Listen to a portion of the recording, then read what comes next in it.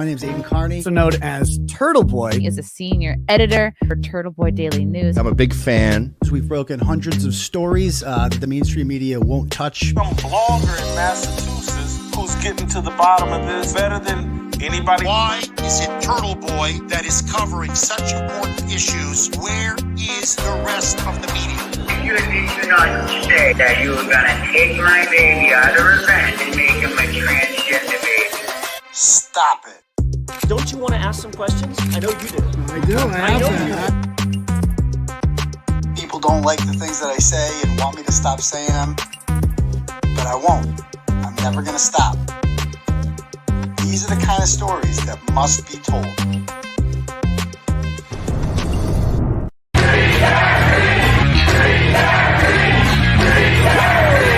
It's go time. Tick, tick, boom. Bring the noise. Go, baby, we bringing out toys. Separated from the boys. Chopper be singing, should be on the voice. Bang, bang, we gon' ride out. Gang, gang, we don't die out. Want it like this, ain't no timeouts. Tell me who really gon' find out.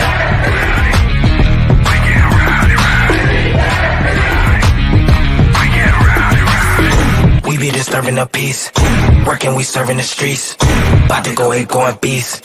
Bang, bang, leave you sleep. Tick, tick, boom. Hard body, and not scaring nobody. You make me resort to wildin'. You must be blind by the diamonds. I didn't want it to be this way, but y'all won't need to try this. So it's no way around it. You the loudest one, it's going quiet.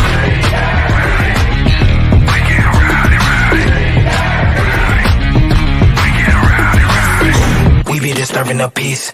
Working, we serving the streets. About to go going beast. Bang, bang, leave you sleep.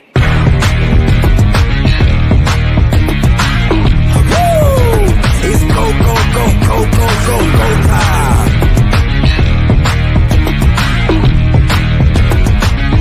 Tick, tick, boom. You can't stop me, so who gon' stop me?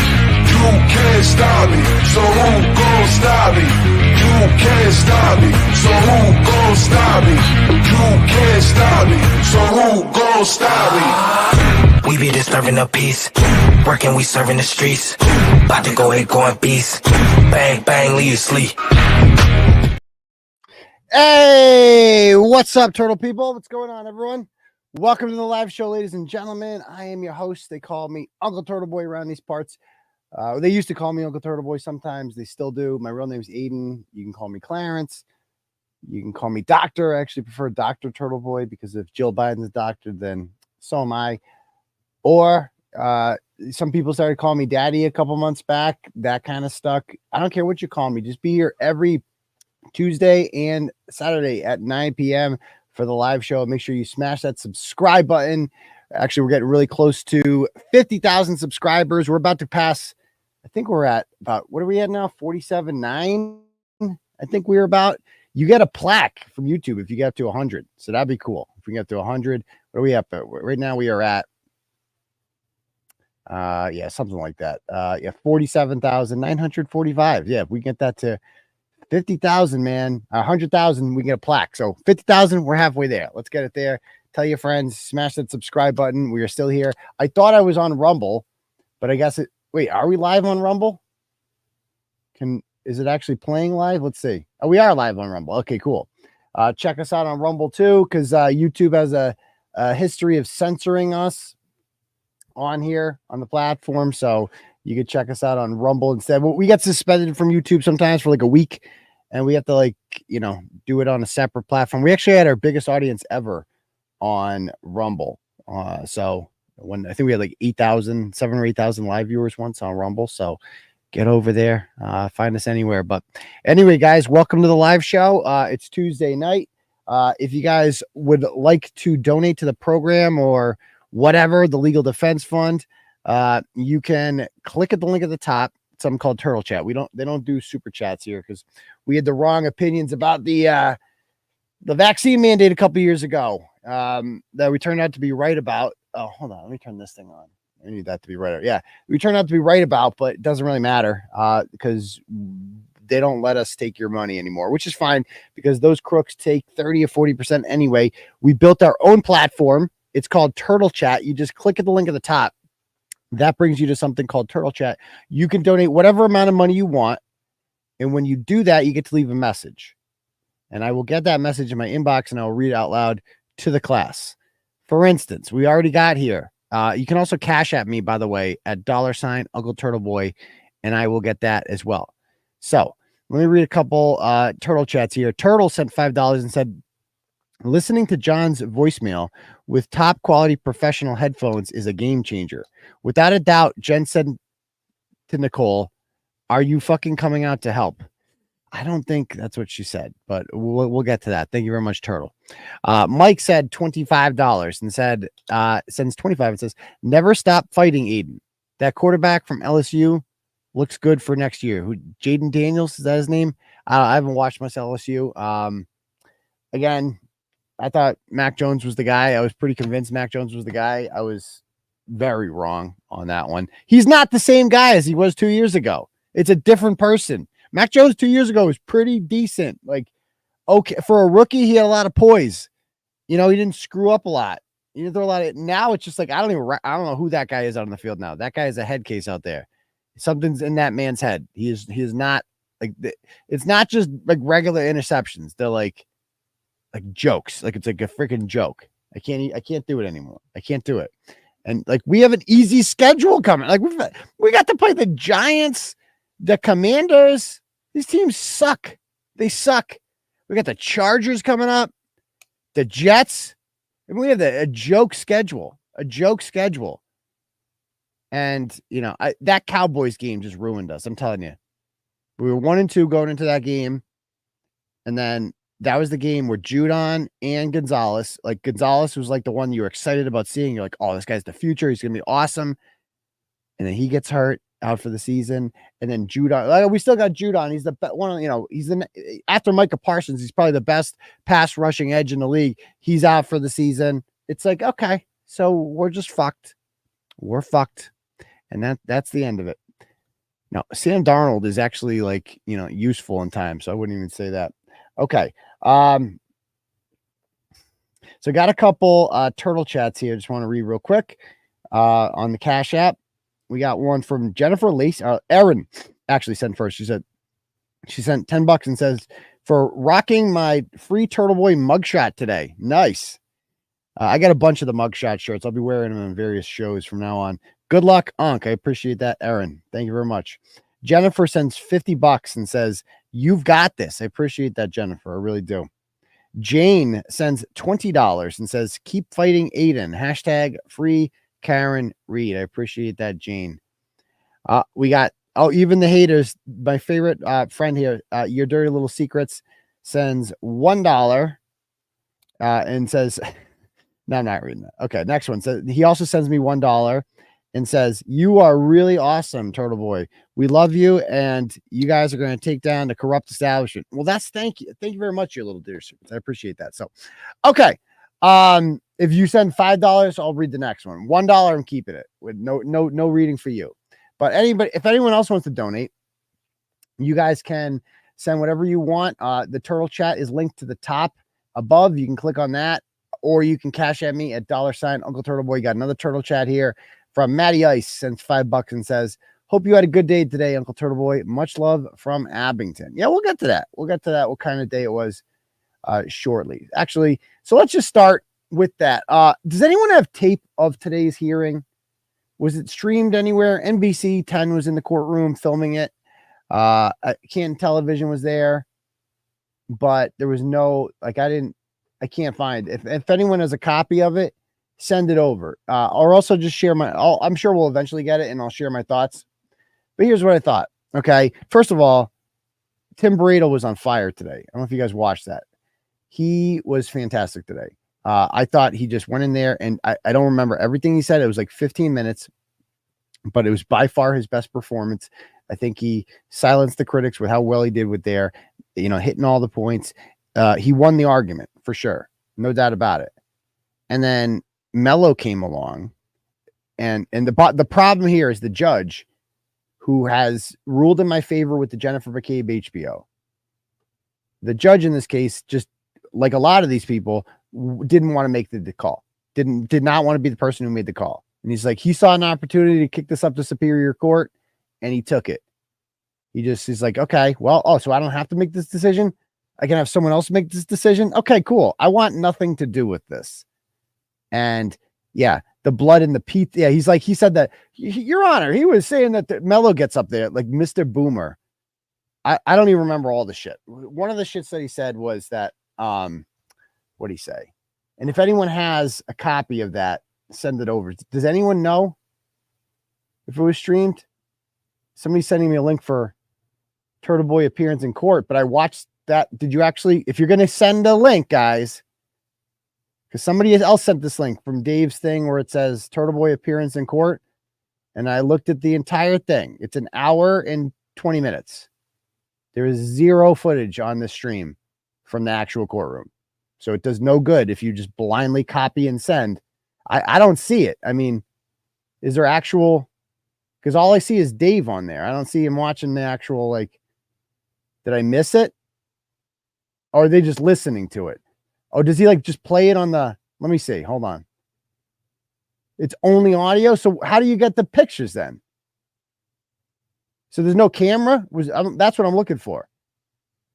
We only had audio? Get out of here. Oh, hi, man. So I apologize for that. Oh, that sucks.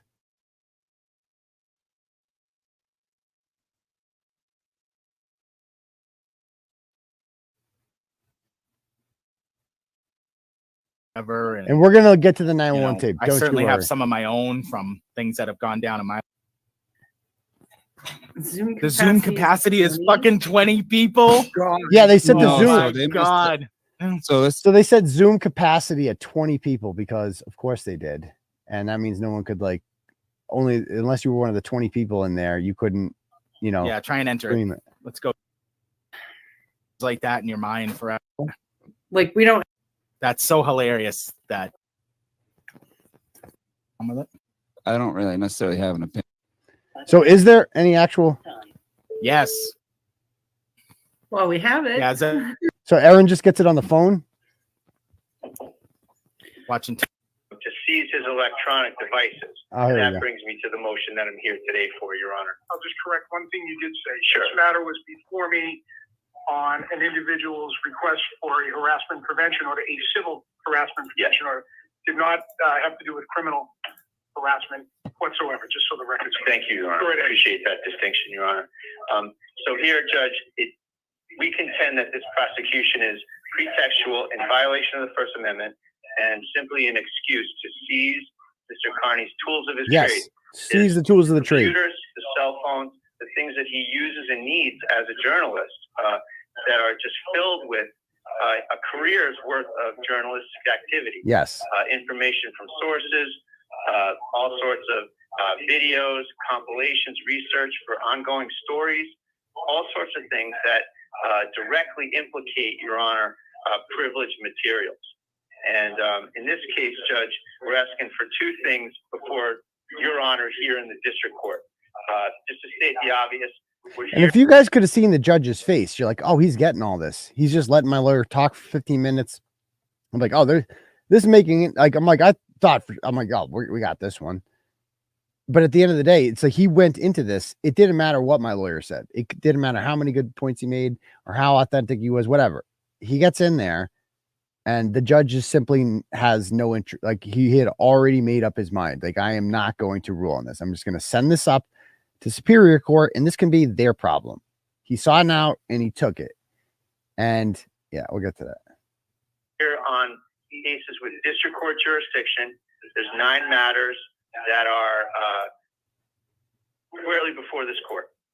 And if you were in the court, you could see that. Your Honor, the state police have, at the same time they arrested Mr. Kearney on these matters, they executed search warrants for Mr. Kearney's person, for his vehicle, and his home. Minutes after he put his kids on the school bus, they took everything from his home that was remotely attached to any sort of electronic usage. They have his phones, his computers, etc.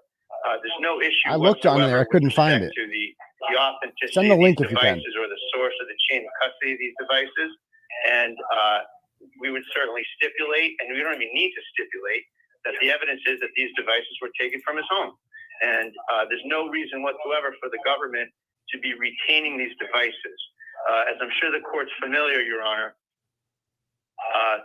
the forensic investigators in these matters, they don't work with the phones or the computers. They take what's called a mirror image of the devices. Exactly. They put it aside. The devices themselves are never touched again. They take the mirror images and they work from the mirror images. I've had many cases where my clients' phones, computers were returned the very next day, 2 days later, because the investigators simply don't need them. They acknowledge that. In most cases, send the link if you have. People are saying here, Your Honor. In fact, I actually have a murder case in the Norfolk Superior Court with the very. People keep saying Canton TV has posted it, but if you don't send it, I can't watch it. So send it, please, or post in the comments something. We got to get it. Or else we got to listen to it this way. Not that I don't mind that. Investigators, Sergeant McCabe. This was good. This was listen to this. Took my client's cell phone. He had it back to my client in 2 days because that's how they do it. They take a mirror image of the device, and then the device itself has no evidentiary value beyond the minimal notion that, they can raise it up in court and say, this is the device I took. And that's not an issue that is sufficient, Your Honor, to trump the First Amendment, to trump my client's rights to maintain his journalistic career and to protect. And that's exactly like Tim had a client that was charged with murder, and Buchanan was one of the detectives on it. Buchanan returned his phone to him after 2 days. But mine, you have the ability to take a mirror image of the phone. It's really easy, and you're not doing it. And did you guys hear what Mello's reasoning for why? He said because, well, then if we return the phones, then he can delete all of those videos. Whatever that, like what video? What are you even looking for? It's a literal fishing expedition that you're going on. You don't even know what you're looking for. And so you're going to delete all the videos, and then you're going to take the mirrored, when we present the mirrored images, you're going to say, no, something's doctored on there. So it's so simple solution. So you give mirrored images to both attorneys. Like, what are you talking? I mean, this is insane. They don't keep, nobody keeps phones. And when we get to Superior Court, this never happens. You get your phone back. That's not how the law works. These people seem to think that they can just make up the law as they go along, but that's not how any of this works. Hold on. I gotta get this. Hold on. The shadows are annoying me. Hold on. Okay, that works. Close enough. Okay.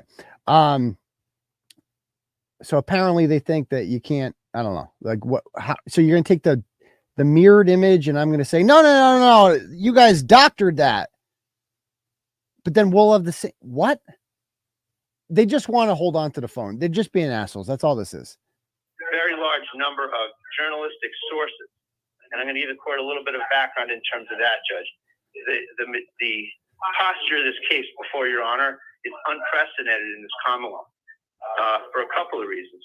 First of all, Your Honor, all the activity that is just baldly cited in the charging documents herein in this court as criminal activity is nothing but time-honored, journalistic, hard-nosed, investigative activity, Your Honor.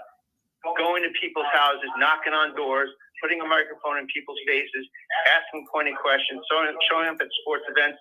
These things have been done thousands of times. Never have they spawned a criminal prosecution. Right. Here, Your Honor, they're just baldly stated as evidence of some sort of criminal activity. In this case, Your Honor, Mr. Kearney has been investigating a case. I think it goes without saying at this point. It's the Karen Reed murder case in the Superior Court. The investigators on that case have come under scrutiny by Mr. Kearney. Totally. He has exposed them in many ways, and the viewpoint of it, whether you believe it or not, is immaterial. He has exposed them.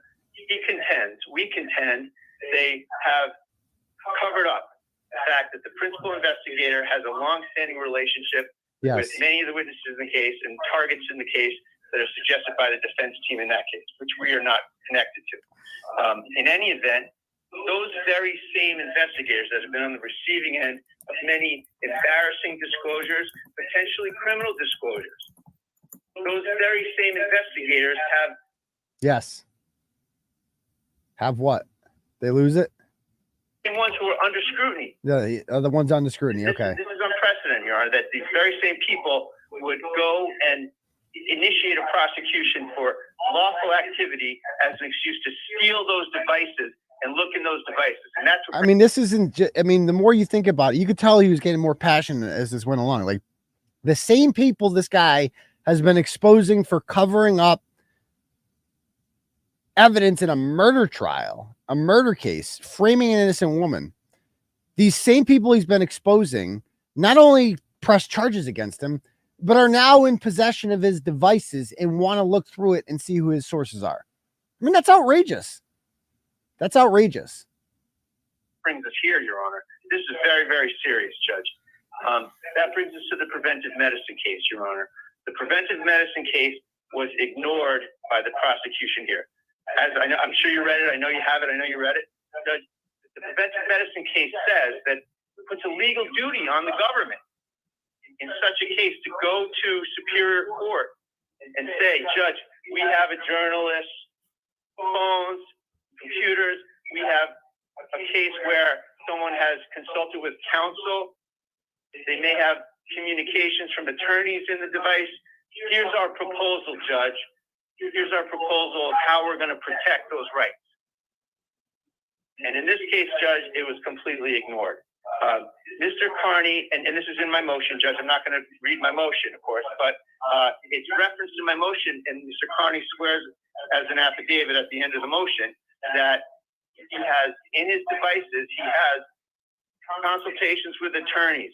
He has, he's involved in 2 Superior Court cases and 1 district court case before we even get to this case. And by the way, this is where, look at Laura says he's more punchy now. He was getting pissed off. He's like sick of the bullshit. You could tell.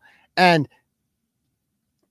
this didn't seem to matter to the judge. Like when he said that there's information in my phones involving 2 Superior Court cases and a district court case. Well, that means like those include like, so here, like the Julia Mejia case, I have text messages in there that I need to access to defend myself in the Julia Mejia case, to prove that there was no libel here or anything like that. There are text messages in my phone and messages with the Jamie Genero case, which has been going on now since, I don't even know, 2019, 28, the dog, remember that guy, the dog guy? Yeah, that's still going on. And there are so many messages in there I need to get, including messages from Genero himself, in which he basically says that I'm suing you just to shut you up. So I need those ones. There are messages involving the Christina Yakimovsky trial, the wiretapping trial, in which I am a witness for the government. I need those. There is the Andrew Johnson trial, by the way. Andrew Johnson, for those of you unfamiliar with this, I'll show you this. Give me 1 second to bring this up. So I went to, let's see, videos. Give me a minute to pull this up. So back on January 6th of all days, I went to court in West Roxbury. Krusty Panties, a woman by the name of Krusty Panties, was facing charges of violation of a harassment prevention order in a case in which I am at the very least a potential witness for the government, because I am in this. Basically, Krusty Panties harassed this woman I'm friends with, posted pictures of us together, and threatened to go to her house. Did go to her house, sent people to her house, posted her address, just insane stuff. So the woman got an order on her. Krusty Panties violated the order 2 days later. And since I'm, they attempted to make me part of this, her defense attorney, girl boss did, Elise Hershon. I'm a potential witness in that case. Certainly. So I went to the hearing, even though, and prior to going to the hearing, she made a YouTube video in which she specifically said, do not show up for court. Do not show up for court. If you do show up, there will be men with me, real men with jobs. Well, she couldn't really find one of those. So she found her boyfriend, Andrew Johnson, a man who was arrested in 2021 for pulling a knife on her daughter and assaulting her. We showed the police reports on those. And in 2022 was never left the house. She never made her move out after assaulting her daughter with a knife. Kate never made this man move out of the house. And in February of 2022, this man punched her in the face, allegedly, in front of her son, who made comments saying, I'm scared to be in the house now because of this guy. And she's still so she brought him to court. And he's an ogre. He looks like crackhead Andrew Luck. And on my way out of court, I attempted to do what I always do and interview criminal defendants and exercise my First Amendment rights. And then this is what happened. Let me show you what happened, if you haven't seen this already. So this is on the steps of West Roxbury District Court.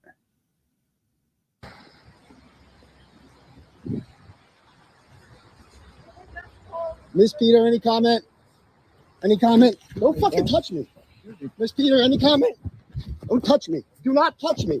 Do you're gonna touch me? You're on video touching me. That's all right. Excuse me. I have a right to walk. Miss Peter, any comment? Any comment about why you violated the harassment prevention order, Miss Peter? Any comment about the criminal charges today? The judge just said all interested parties. I'm media. I'm media. So I just have a comment. I'm here to report on a criminal matter, criminal charge. Any comment, Miss Peter? Excuse me? Is that a comment from the attorney? Any comment about the criminal charges? About the continued violation of the innocent victim? Where's your ring? Do you have a ring? Where's your ring? No ring, huh? So you're not married. Okay, so it's not married. What is wrong with you? Look at you. You're so mad. You're so mad. Yeah. You're so mad. I'm real mad. Oh, I know you are. I'm real mad.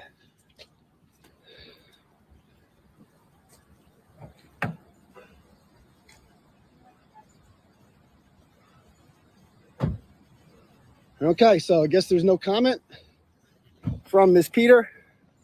What you saw there, a little angry. No comment about the criminal charges. About violation of the harassment prevention order of a completely innocent person. Guess there's no comment. So, how come there's no ring on that finger? I'm so confused. So anyway, so that was an assault. So as you can see, this video has been uploaded to YouTube. And I immediately after the assault, you can't really see what happens on there. But you can see his arms extend. They got the courthouse surveillance video too. He pushes me a few times, like down. He tries to put, like I stumbled down the stairs. He like tries to push me down the stairs. He put hands on me, period. You don't put hands on me. And okay. So I immediately, I'm not going to put up with that. I'm not going to be assaulted. Keep in mind, she promised that would happen, and it did. That's witness intimidation. And stay tuned for that one. That's actual witness intimidation. When you tell somebody not to go to court when they're a witness in something, and that you're going to have them physically assaulted if they do show up for court, and then you show up anyway, and they bring someone and they follow through on their promise to assault you. That's what actual witness intimidation looks like slam dunk witness intimidation. So stay tuned for that one. But anyway, I went to the police in Jamaica Plain, filed a report, showed them the video. They agreed what they witnessed was assault, and the Boston Police Department filed a criminal complaint. A magistrate's hearing was held, charges were filed, and we've had several hearings. And now his court-appointed attorney is attempting to say that this video that you just saw there was altered. they're saying that's their defense. And they had a Rule 17 motion today, which I know all about from the Karen Reed case. And they're asking for this video, the original version of it. They want my phone. You got that? Andrew Johnson's defense team, court-appointed attorney, wants my phone because they want to have an expert look at the original video with the metadata and see if it's altered. It's like, first of all, luckily I didn't erase it. A lot of people erase shit from their phones. I didn't erase it, so it's still on there. Okay. I have it on the cloud on my new phone. So I do have that video, but they want the actual phone that was filmed on, because Boomer's going to boom. And I'm like, unlike Brian Albert, I'm like, no problem. Have at it. I want you to have that phone. I want you to see the original video. I want you to see that's the same exact thing that you just saw there. I want you to see it. It's the same freaking thing. So let's go. I got nothing to hide. Unlike all these other fakers, I don't manipulate shit. I don't take shit out of context. I just show you doing what you do. So of course it's not altered. And so the best part about that was, I'm like thinking in my head, well, this works out well, because I can't seem to get the phones. So maybe they can. So I didn't oppose it. And I talked to the ADA in Suffolk County today, and who's working on this case. And she called me right before the Stoughton case, and I told her all about that. And she said that they have worked out a deal, and that a judge is going to order the police, the state police, to hand over the phone to the Suffolk County ADA. So there's that. Even when you lose, you win. So now they have to hand the phones over to the Suffolk County ADA. And we'll get it. Maybe we'll get it that way. I don't know. But it's like, yeah, but that's a perfect example of why I need the phones. Because like I have multiple other cases I'm involved in, and I need to be able to access that. I just need to be able to access it for my own defense. There's also a ton of stuff in the phone that can be used in my defense of this very case we're talking about right now in Stoughton. So I finally got they finally got this up. So let's back to this. Let's play where we were at. There's no issue whatsoever with respect to the authenticity of these devices or the journalistic career, and to protect a very large number of journalistic sources. And I'm going to give the court a little bit of background in terms of that, Judge. The posture of this case, before Your Honor, is unprecedented in this Commonwealth for a couple of reasons. These have come under scrutiny. The very same ones who are under scrutiny in court and say, Judge, we have a journalist's phones, computers. We have a case where someone has consulted with counsel. They may have communications from attorneys in the device. Here's our proposal, Judge. Here's our proposal of how we're going to protect those rights. And in this case, Judge, it was completely ignored. Mr. Kearney, and this is in my motion, Judge, I'm not going to read my motion, of course, but it's referenced in my motion, and Mr. Kearney swears as an affidavit at the end of the motion. I kind of went over that already. He has, in his devices, he has consultations with attorneys. He's involved in 2 Superior Court cases and 1 District Court case before we even get to this case. He's consulted with attorneys, and this is all in his devices, about the very issues here. How far am I allowed to go with respect to investigating people? Is this a crime? Is this okay? Is this not okay? All this stuff's in the phone. More importantly, Your Honor, on this very Karen Reed case, there may be information in these phones from police sources who've come forward bravely and exposed all these alleged lies in the Karen Reed case. Now, these same investigators investigating the Karen Reed case are trying to get his First Amendment protected sources from all these devices. This is unprecedented, Your Honor. The very same officers under scrutiny have used the machinery of the state criminal prosecution system to get evidence. That's why we need the court to get involved, Your Honor. It's all in the preventive medicine case. If you just look at it, you'll see that they are required to go to Superior Court. Yeah, thank you, TTBs, present for that. their plan for a taint team. Also, Judge, it's required under the case that the defense and the court are involved. So this taint team thing, right? So how a taint team would work. It's like, we're not just handing over you to look at our phones. First of all, let's be practical about this. Okay. There are, on my two devices combined, probably at least 35,000 pictures and videos. Some of the videos, a little bit private, you know, not really pertaining to this case. Let's just put it that way. 35,000. When I have to go through and delete pictures and videos, something like that, I got to clear my schedule. It takes like so long. I'm like, it's on my to-do list to like clear, get rid of like old screenshots. So like I never delete anything. And it's like, so to have whatever taint team this is, a taint team would be an unbiased third party. Like they'd find some like retired judge or an ADA from another county, and they would go through your phone and they would determine what to look at and what not to look at. But it's like, how do you discern what not? Like you can see the thumbnail of the shit. You can see the pictures. So there's already private shit in there. Like they're going to see it. In order to examine what you can look at and what you can't, I guess the taint team would just look for shit. And if they find anything pertaining to the case, they would just hand it over to them. But do you understand how long that would take? Do you understand? Like that would take like years, like 35,000 pictures and videos. You have to watch all the videos on there.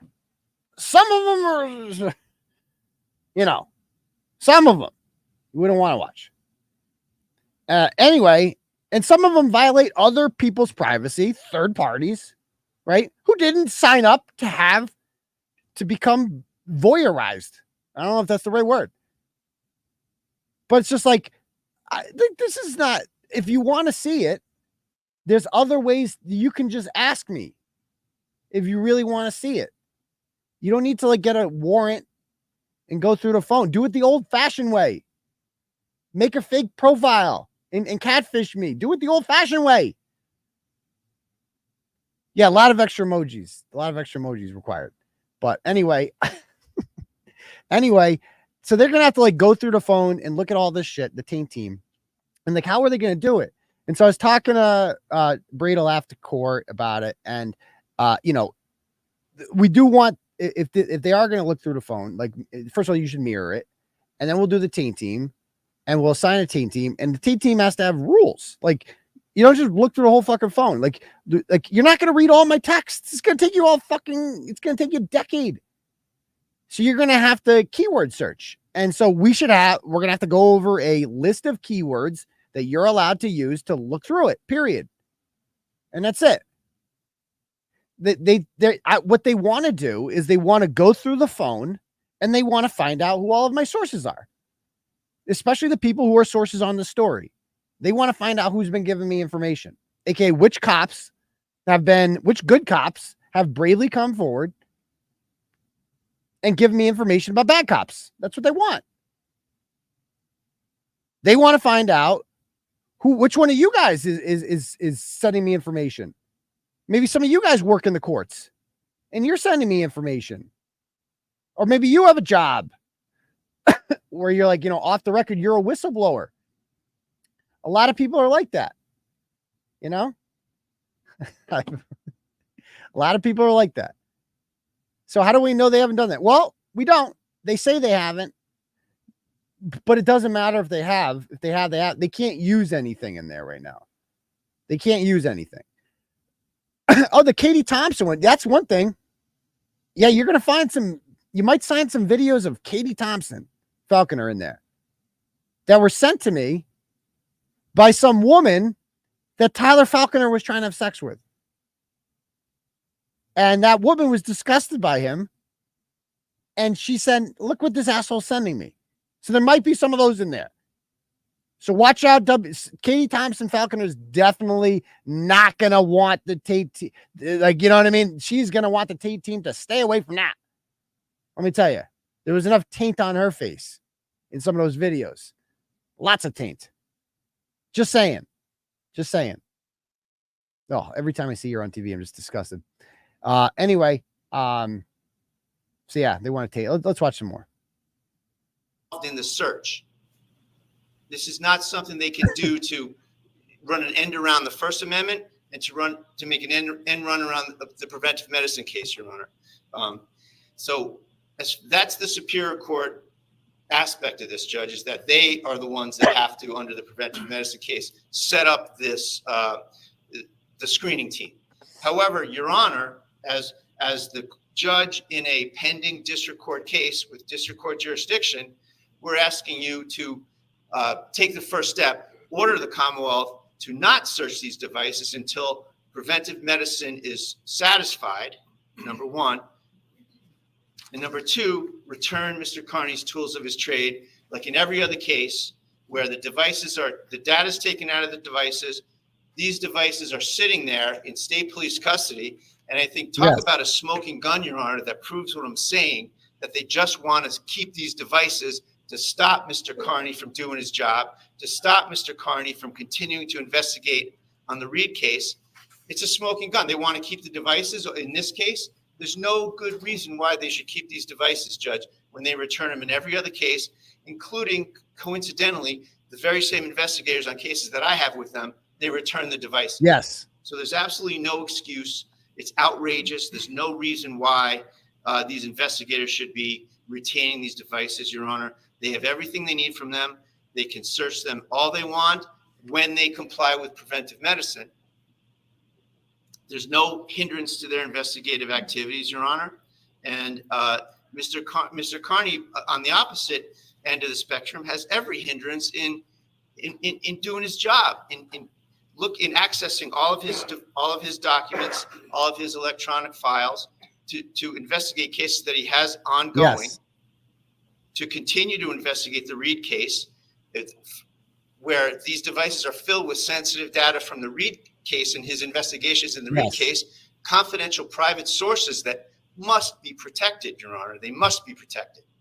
And to not let these officers get in there without a third-party team to screen these devices. Now, I know this isn't this court's ambit, but we're seeking a third-party screening team, not a team of assistant DAs, because in this case, Judge, the Norfolk DA's office has conflicted themselves out of the case. So they can't do it. There ought to be a third-party special magistrate who runs a team of people who goes through this stuff. And preventive medicine requires that all these emails and everything be disclosed to us on an ongoing basis. So this is quite a process, Your Honor. This is not something that is going to be a couple of days. This is an ongoing court-supervised search that is required by the SJC in preventive medicine. And the government has just completely ignored it. And if the government comes up here and says, well, we didn't know, Judge, we didn't know there was anything like that in these devices. Well, they know now, Judge. You saw in my motion. Mr. Kearney signed an affidavit in my motion, at the end of my motion, adopting everything I say in the motion relative to the contents of the devices, Your Honor. There's your factual assertions about how these devices have these things in them. So that's where that is. And that more than establishes the need for the preventive medicine protocol to be brought to bear. There's also one other thing that the government has. You guys can't see the judge's face, but he's like nodding the whole time. They can't say they didn't know this was in there. And that applies to journalistic sources, Your Honor. I believe it's on page 4 of my motion. He wants to see what I'm writing. They where want to see what I was writing. Huh? In addition to potentially attorney-client privilege materials, the First Amendment requires that before a court orders divulging source and information gathered, that the court has to do a balancing test. And the court needs to consider the effect of compelled disclosure on the values underlying the First Amendment and our analogous Article 16 of our Declaration of Rights, Your Honor. So the state police and the district attorney's office are just plowing ahead, ignoring preventive medicine, ignoring either ignorance or willful disregard of the law, and make them submit their own team plan as required by preventive medicine. Most importantly, Judge, protect the confidential First Amendment sources that Mr. Kearney has been working with, the bread and butter of an investigative journalist. People have put themselves out there. People who have risked everything to give information in pursuit of the truth, in pursuit of justice. Yes. So I ask the court to allow my motion, return his devices. Yes. We will stipulate that the devices seized were in fact the devices that are with, in terms of saying those are not the devices or anything to that sort. So I appreciate the court's attention. Thank you very much. All right, so then Mello gets to go. Okay, here goes. By Here first we go. suggesting to the court that Here we go. I'm going to ask Your Honor to take no action. Okay, here we go. Matters have been So presented he did to well, but two Superior Court judges pertaining to Mr. Kearney's activities. And in one instance, the Superior Court judge issued the warrant to seize the actual equipment itself. And the second, Judge Krupp in the Superior Court in Dedham issued the warrant to search the devices and further issued an impoundment order. So I'm at somewhat not at liberty to discuss the content of why we sought the impoundment order or the information sought in the warrant itself or in the affidavit in support of the warrant, Judge. But regardless, my brother speaks of brother is just what lawyers call each other, by the way. as a journalist. Okay. Mr. Kearney identifies himself, Your Honor, alternatively as a journalist, as an activist, as an advocate, and he uses several other terms. Also as a father. To identify You can call me himself. daddy.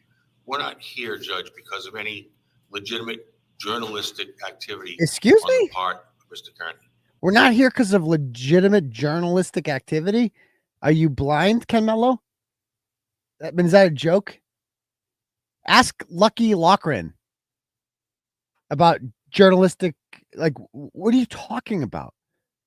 That's exactly what we're here for. Is because I'm asking questions to people. I'm asking questions to people who have given conflicting, suspicious or have committed suspicious activity or given conflicting responses in police reports that don't add up. And as a journalist, I'm asking them questions about it. That's it. Everything I'm doing is as a journalist. None. We're looking at strictly, Judge, crimes committed by this defendant that you made up. The intimidation of witnesses. My brother speaks of time-honored privilege, time-honored journalistic activities. Your Honor, there's nothing time-honored about running down the street with a bullhorn screaming at a state trooper who just left the court. Oh, so talking about 𝗏𝗏𝗀𝗃. Why is he bringing up 𝗏𝗏𝗃𝗃? I'm not being charged for that. First of all, the only time I ever had a bullhorn around these people was, with 𝗏𝗏𝗃𝗃 on a sidewalk across the street. I confronted him and I asked him questions about the Ford Edge. And then I called him 𝗏𝗏𝗃𝗃 loser because I can do that. Because in America, you are allowed to say things to people that you don't like. Did you miss Black Lives Matter? Did you miss the summer of 2020? Did you miss where mobs of communists called police officers pigs to their faces? Did you miss that? They even burnt down precincts. They did whatever they wanted. But certainly the least of their crimes was saying mean things to police officers' faces. I certainly called him a 𝗏𝗏𝗃𝗃 loser because that's what he is. He's a 𝗏𝗏𝗃𝗃 loser. His name is 𝗏𝗏𝗃 and he's a loser. So I called him that because that's my opinion of him. It's like, what crime is that? And I'm not even being charged with that. So what are you talking about? Like, that's the best that you can come up with, Ken Mello? There's nothing time-honored, Judge, about an individual going to a local restaurant and telling passersby that they should not go in because there's blood in the pizza. Oh my God. Oh my God. That's really what he's saying. I held a sign, a satirical sign that said blood pizza outside of D&E Pizza. I also held one that said resign, CA, because I thought that he should resign from the Board of Selectmen because he's an elected official. Just madness. And by the way, wait till you read the police report for the Canton 9. It is insane what 𝗃𝗏𝗏 did. Just absolutely insane. That's what we have here. We have a number of instances very similar to that. We've compiled those Jim Ferriss is rude. various episodes, if you will, for the court's benefit. Regardless, Massachusetts has not recognized a privilege, a journalistic privilege. Yes, it has. The court wanted to look, at Mr. Kearney in the most favorable light of actually being a journalist. I actually have. I've won no cases on privilege. that. The Supreme Court back in 1985 was petitioned to come up with a procedure of some type to deal with the privilege, journalistic privilege, and they declined to do so, preferring to utilize common law practices. What we have here, Judge, is also a case that I would suggest is not going to remain in this court for very much longer. Oh, here we go. I would, it's not going to be in this court for represent much to the longer. court that grand jury proceedings are underway. Oh, okay. Graham. Oh, So, really? Regardless, this is a matter that will ultimately not end here. So that was an announcement that I kind of knew was coming, but it's public for the first time. So they have convened a grand jury to indict me in Superior Court. I don't even know what that means. Like, what is the basis for that? They did the same thing to Karen Reed. They although they upcharged her, so that's why they moved it to Superior Court. With me, it's essentially the same crimes, unless they have some new shit that they're going to try to add, which would not surprise me at all, which makes me think there's another arrest coming. So stay tuned. Ask Your Honor to do also with respect to the return of the equipment is to deny that motion. The equipment seized is evidence, and not having that equipment has not stopped Mr. Kearney one single bit. He is blogging away on the internet. Well, he's so on mad a about variety this. of different sites. He's on a variety of blogging away. Facebook pages, on Twitter, on YouTube, on a number of other locations as well, from my understanding. And he's going at it several hours a day. He's generating hours worth of material. Oh, it's almost like that's my job, Ken Mello. It's almost like that's my job, is to create content on a daily basis and write news stories and communicate with followers. That's almost like that's my job. The problem is, Ken, it's a lot harder to do that because there are things in those phones that I need, stories that I was working on, things on that computer that I need. For instance, there's this hilarious video of a Big E brawl. Like the wildest fight I've ever seen at the Big E. It was awesome. And sometimes I like to write about Big E fights. And I can't get to it because they got my computer and the files on there. So, like, that's an example. You can't do it. It's like, well, I figure I write about other shit. And by the way, the content, I don't know if you know, like the volume of stories published has certainly gone down as a result of this. Certainly. He's not stopping. Exactly, Tom. Like that, the whole thing, like we expected him to stop. We wanted him to stop. They clearly are offended that I am not stopping, that I'm just going to keep talking. Like they really thought that I was going to shut up, and I'm not. I've turned them into the content. I've turned Mello into content. And he's just like, no, you're supposed to stop. You're not like, dude, this is my job, stupid. This is what I do every day. We have communications from other individuals, Judge, that suggest there are items that I would best describe as confidential and on Mr. Kearney's phone, not confidential, Mr. Kearney. We're looking at By the way, there is, listen what he just said there. You hear what he just said? There is information on, let's just play that again. I want you to listen very closely to what he just said here. Look at my eyes. I'm like, wait a minute, what did he just say? Watch this. as a confidential and items that I would best describe as communications from other individuals, Judge, that suggest there are items that I Wait, would there best are describe as- communications. and he's going at it several hours a day. He's generating hours worth of material. Listen what he says. We have communications from other individuals, Judge, that Communications from other individuals. Keep that in mind. Who are these other individuals that I was talking to, that I was communicating with. Other individuals he's been in communications with. That suggests there are items that I would best describe as confidential and on Mr. Kearney's phone. So there's confidential information on my phone. That's what they're saying. That I have confidential information on my phone. How would they know that if I looked through my phone? What are you talking about? Is that just a guess? Sounds like a fishing expedition if you're saying otherwise. But he claims that this information, that there's confidential information on my phone, comes from other individuals who I've had communications with. So what it sounds like to me is, who do you guys think he's talking about there? Who do you think he's talking about? I figured this one out. It took me 5 seconds to figure this one out, who he's talking to. Take a wild guess who he's talking about. Go ahead. Let's see who gets it. Because they may have looked at my phone, but they cannot admit it. So if they did do it, they can't admit it. There you go. I don't talk to Krusty. I talked to Natalie, though. This is Natalie. Natalie wanted to make herself a part of the story because she's a psychopath. And when Karen Reed was like, told her, like, I need some space. This person claiming to be my best friend, just a little bit of space. She's like, no, I'm going to go join the other team now. I'm going to go to the other side. And she's giving them messages. So Natalie, just go read the story on her. She kind of played like, I thought she knew the case like the back of their hand. It turns out she was just communicating messages between Karen Reed and me, essentially acting like a pigeon. Like she did what any other person, any other friend or family member of Karen Reed could have done.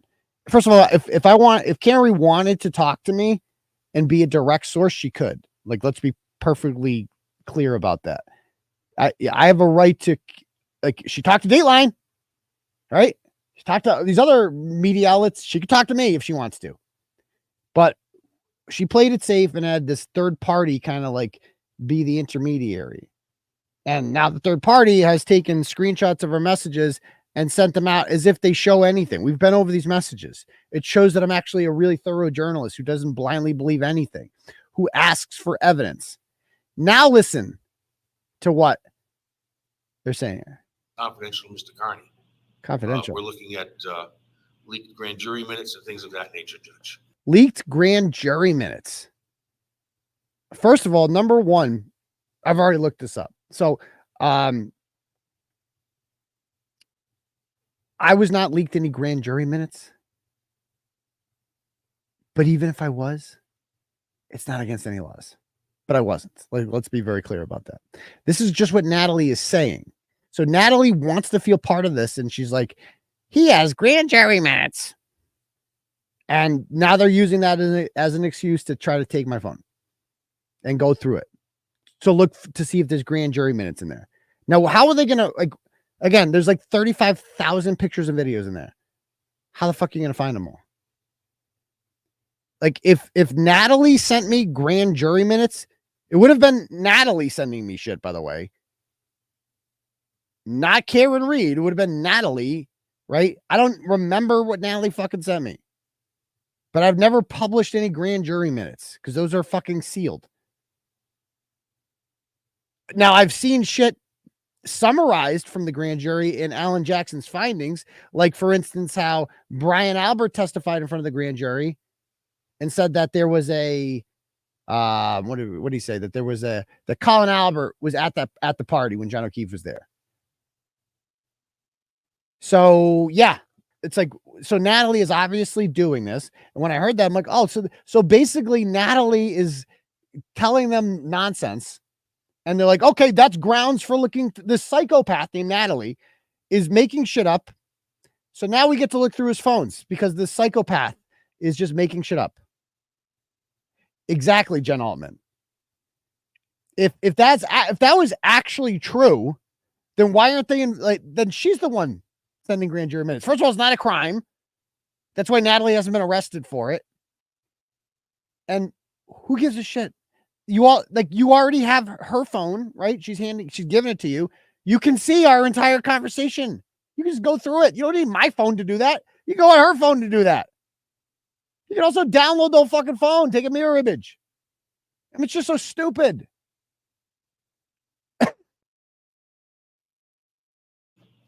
So there's a lot more than any allegation of attorney-client. If the Superior Court reviewing this determines that there could be privileged communications from specific attorneys that Mr. Kearney identifies, the Commonwealth would certainly not be looking at that. That could be appropriate for a tainting.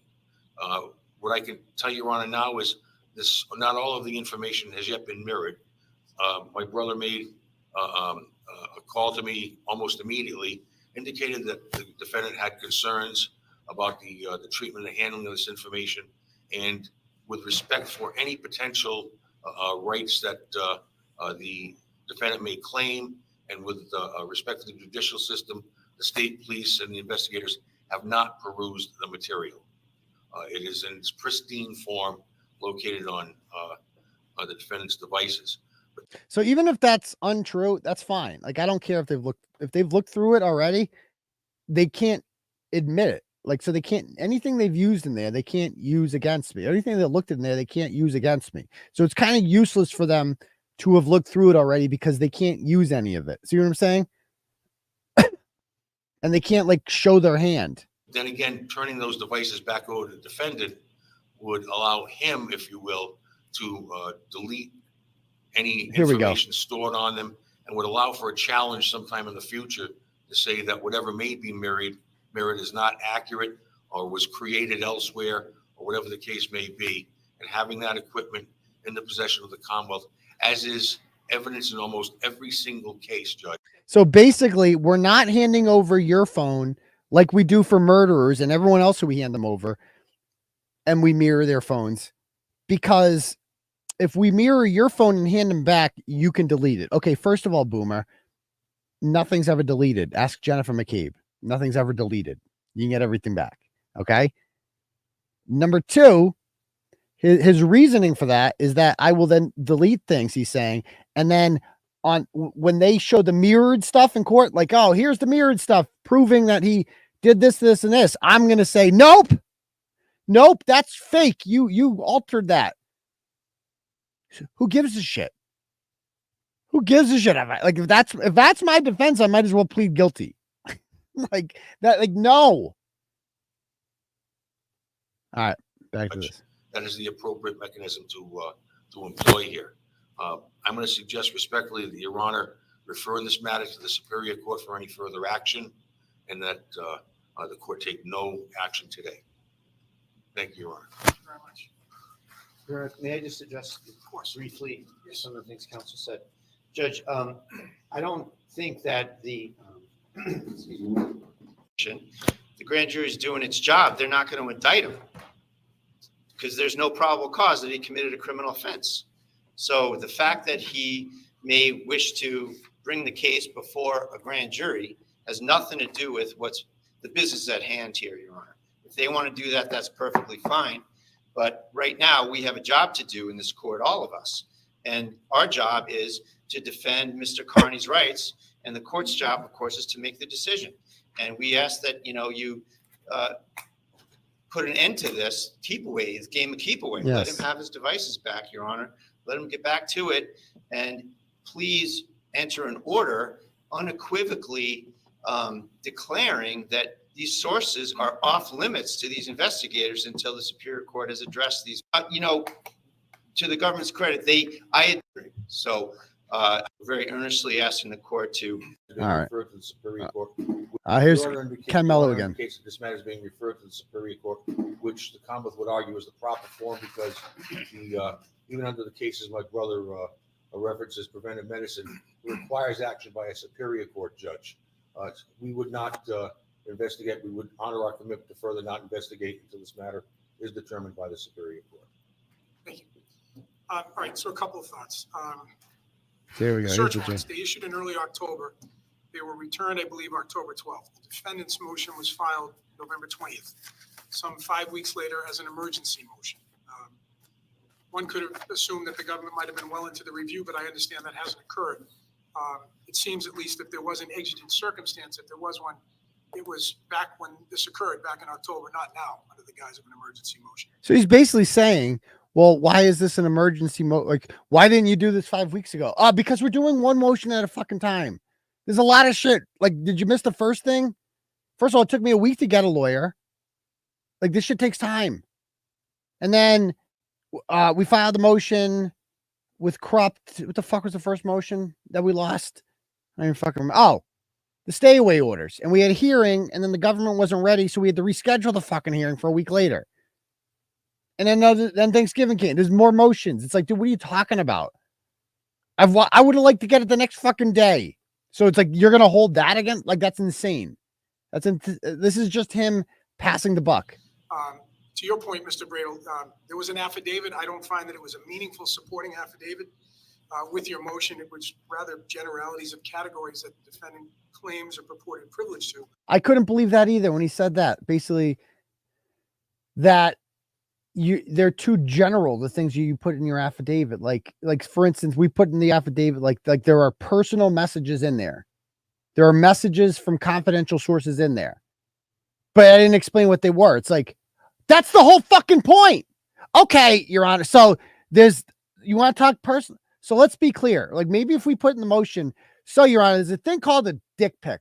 Okay.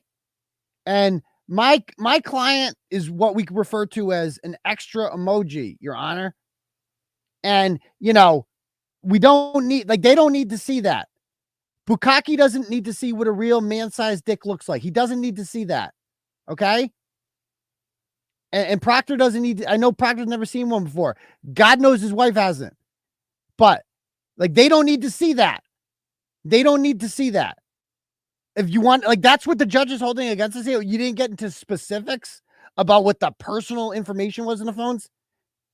You didn't get into specifics about who there's confidential sources. It's like, would you like us to say who the sources are and out them in the fucking motion, Your Honor? Is that what you're saying here? This is so stupid. It's a dick pic. You must have quit. Yeah. Okay. Search warrant 23SW071 was narrowly tailored, in the court's estimation, to at least 8 categories of information sought by the government, none of which included the things you referenced: attorney-client information, medical records, journalistic sources. I suspect that any information that is recovered pursuant to that would be the subject of a motion to suppress at some appropriate time in the future. I'll get to you in just a moment. Sure. Lastly, your motion, as you both agree on, makes reference to an eventual Superior Court order as to any procedure for review and handling what is with any the of these TV? Purportedly privileged materials. I don't read preventive medicine, I think, as mandating a team review as it did in that case, where it involved a post-indictment search. I think the footnote in that case is it could involve a situation where someone's been charged, but not very good. I think the defendant should address that issue before the Superior Court. Before this court, in terms of seeking return of his. So we get the point here. Did Mello see anything else? And to make a I preliminary. just want to get to the Mello shit. Anything further from either? Judge, there's actually one other thing. I'm sorry.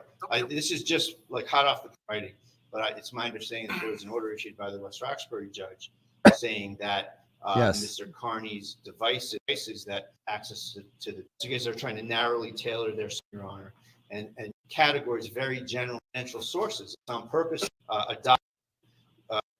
Can Mello see some? His remarks that There we go.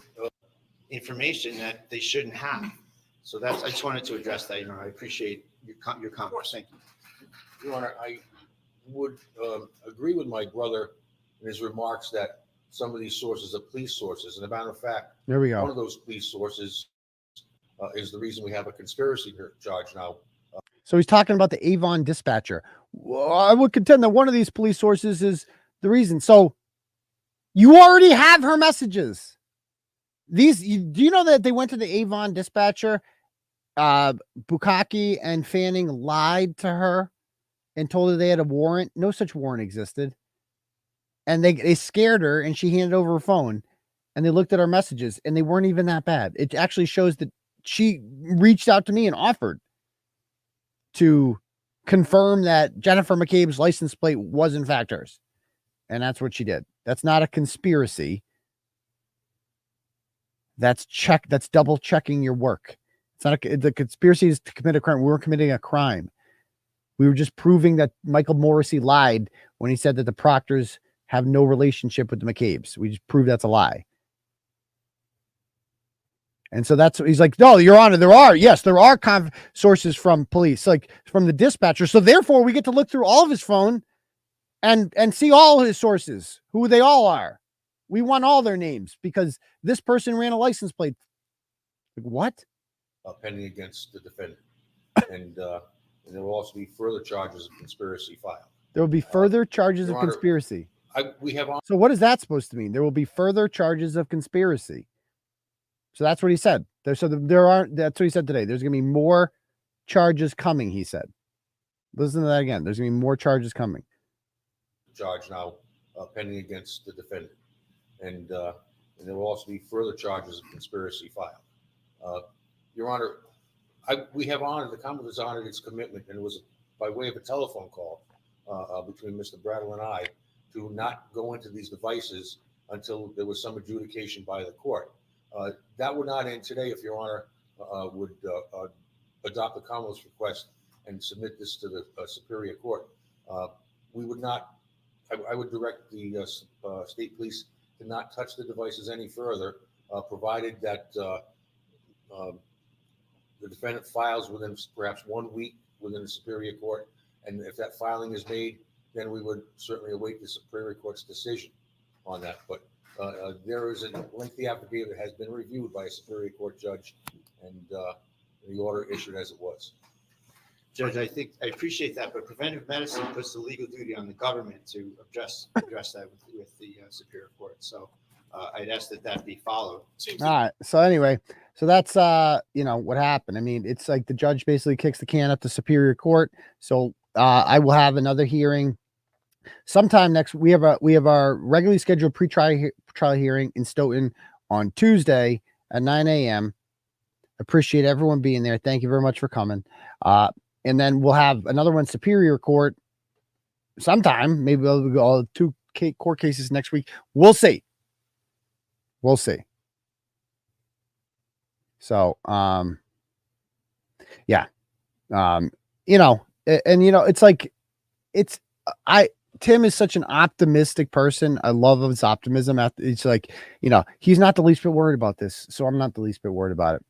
Like, the facts are on our side. He basically said, like, I don't care if this has to get decided in district court or in Superior Court or in Boston or in Washington, D.C. If you are not allowed to do what you're doing, then we don't have a country anymore. Then we don't have a constitution anymore. He goes, I am positive that everything you did was legal. Everything. And you see, like, the more, like, these are pissing him off, and he's like he's getting better every week doing this. And the facts are on my side. Thank you, Patriot Tech. The facts are on my side, just as the facts are on Karen Reed's side. The facts are on our side. All these assholes, these judges who don't want to do their job, they are not, like, this is why we have juries. A jury will not convict me of any of these things, because I have done nothing wrong. When they hear the whole story, when they hear the whole tape out of, like, they will see the big picture. And guess what? I don't think it's coming anyway. I don't think I'll ever see a trial. Not that I don't know if a motion, we are filing a motion to dismiss. That is one of our next moves. That's up to a judge. I'm not counting on any judges to do the right thing. Because again, none of these people want to be the person that just throws it out. Everybody wants to kick the can down the line to a jury as if your time and money isn't valuable, which is fine, which is why I appreciate the defense fund, which is why I appreciate the donos, because that is their plan here. It's always been their plan, is to just drag me through court, rack up the legal fees and try to shut me up that way. Just make it too expensive for him to talk. And I'm not, yeah, you heard Ken. He's like, he's still talking. It's like, yeah, it would probably be a lot easier if I just shut up, if I just, did what they wanted me to do. But I'm not going to bow to tyrants. I'm not going to do it. I'm not doing anything wrong. I'm not breaking any laws. I'm doing a public service because I am exposing some of the most evil, and we're going to see this when we listen to the 911 tape shortly, some of the most evil, duplicitous, morally deranged, psychopaths, corrupt public officials that you have ever seen. And I am exposing them. And so I'm not going to stop. I'm not going to stop doing that because some judge doesn't want to, have some balls and actually stand up to the police. And that's fine. Because if I have to be like, I will never stop. I will never stop. Ever. I'm not going to jail. I'm not going to run out of money. I have too many people that have my back that aren't going to allow that to happen. There are too many people behind me. And the more they try to fuck me over, just like the more they try to fuck Karen Reed over, the more it becomes a uniting issue. The more that people want to have your back. Because I got fucked over today. And I got fucked over by Krupp. And people are watching this. And they know, if you watch the show in the regular, you know I haven't done anything wrong. You know exactly what Jennifer McCabe did. You know exactly how evil Jennifer McCabe is. And everything that she did. You know exactly how evil Elizabeth Proctor and Michael Proctor are. You know exactly how deranged and evil Colin Albert is. You know exactly what all these people have done. And what have I done? Asked them questions? Mocked them? Left a voicemail? Literally mocking them? Asked them questions about the fact that they were quite clearly, the evidence shows, involved in a murder cover-up. And they want us to live in a country where we can't ask these people these questions and we can't point that out. My response to that is no. No. I reject that. I will not stop. I will keep going. I'm not going to break any laws in the process, but you don't scare me because I have truth on my side and I have God on my side.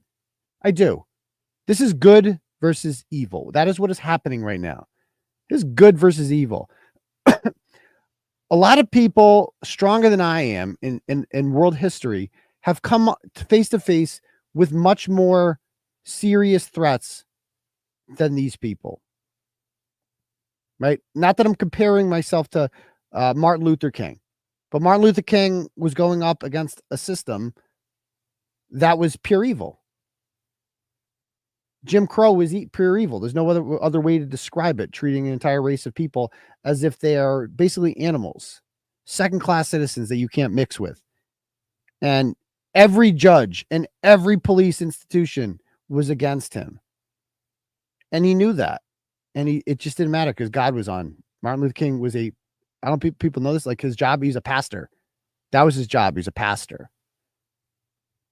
He wasn't an accountant. He wasn't a lawyer. He was a pastor.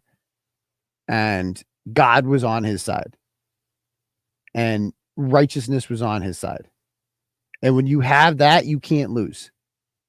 What I'm doing is morally upright. I am confronting evil in the flesh.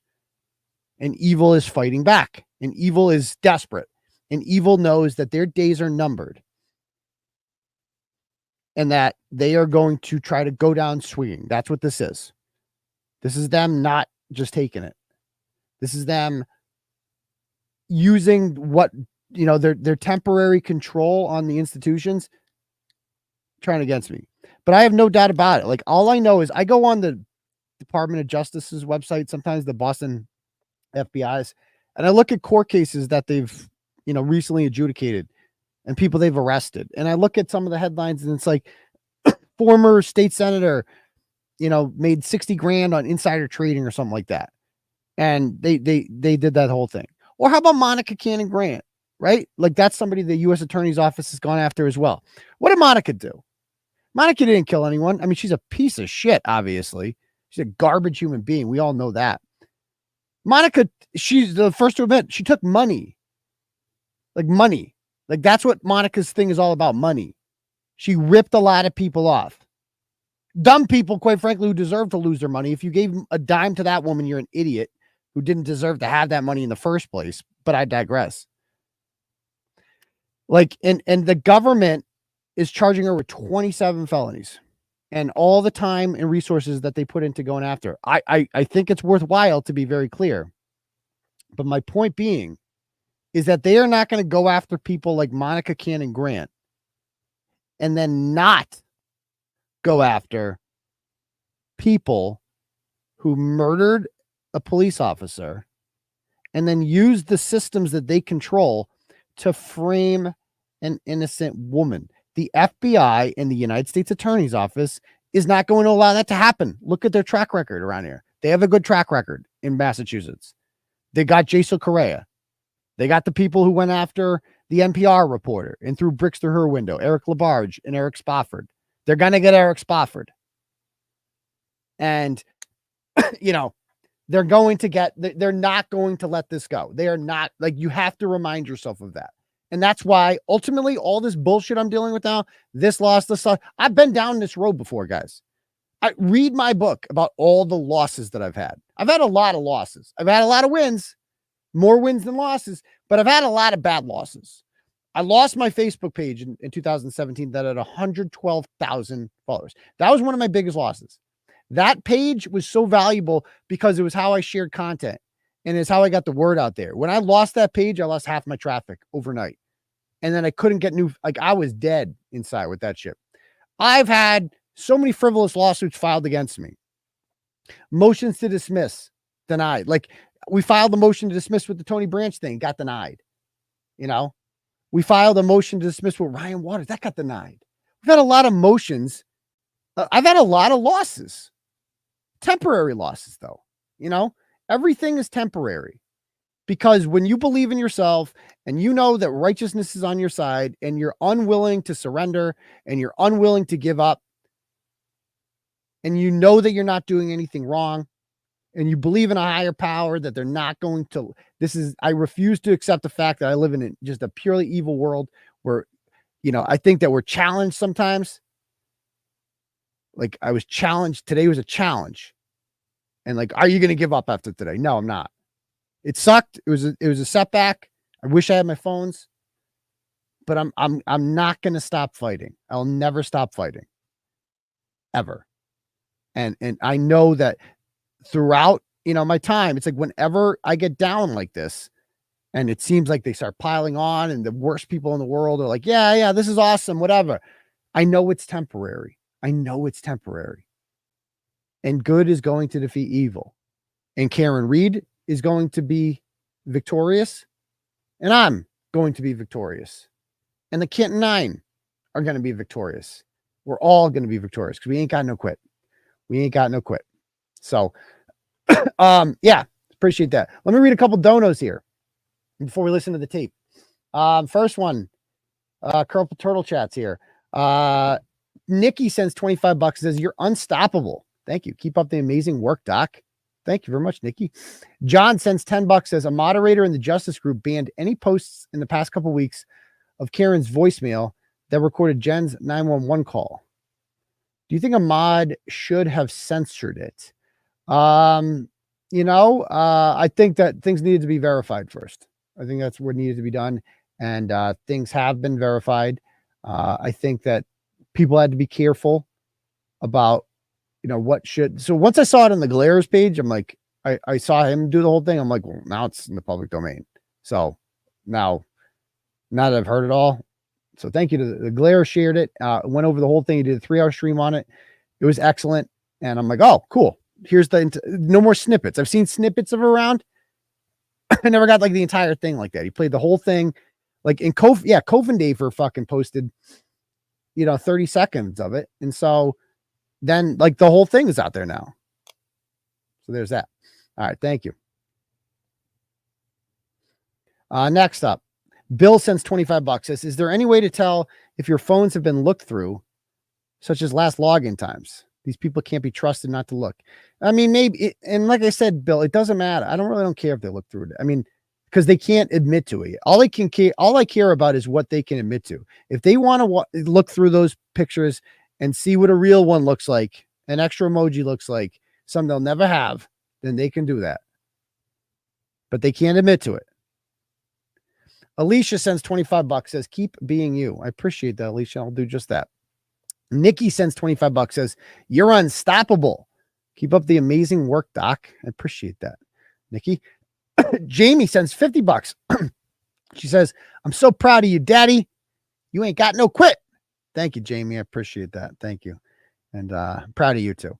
Lisa sends $20 and says, proud to be a turtle rider. We love and support you. Well, thank you very much, Lisa. Also got a couple cash apps here. First one is from the Glarer. Nice. Says, thanks for the, sends $25, says, like we have a super chat. He says, since $25, says, thanks for the shout out today, but it's your calm. I think he meant, maybe I got cut off there. So thank you very much, Glare. Appreciate that.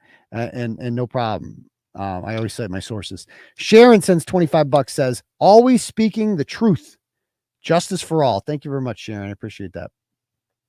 Neil sends $25 and says, we ain't got no quit. I think Neil was at court today, I believe. So thank you very much, Neil. Jessica sends $20 and says, it was great to meet you today. Jess from the Canton 9. Yeah, and Jess, I believe, is the only one. It's actually the Canton 10. But Jess, and we're going to get to this at maybe another time, appears to be the only one right now is not charged because of what her sign said. Her sign said justice. And in the charging documents against these people, they specifically state the words on their signs and suggest that that's why they're being charged, is because the words on their signs. Except the judge in federal court, if you recall, said that the judge in federal court ruled that, well, they're not discriminating based on what you write on your signs. So that's interesting. So thank you there, Jessica. I appreciate that from the Canton 9 or 10 or however many people there are now. If anyone else wants to donate, the link to the turtle chat is at the top. Or you can send on Cash App at $ _UncleTurtleboy. Write whatever message you want, and I will read it out loud to the class. Let me pull up here. So now let's do the 911 tape. Give me 1 second. I got to get a drink of water. I'm wicked thirsty. Hold on. And a fucking video to you watch your people.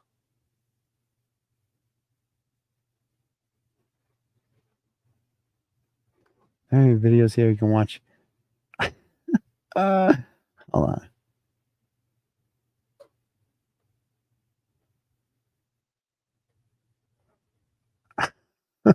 Hold on. Okay, I'll be right back. What's this one? Yeah, he would have to be here to do that.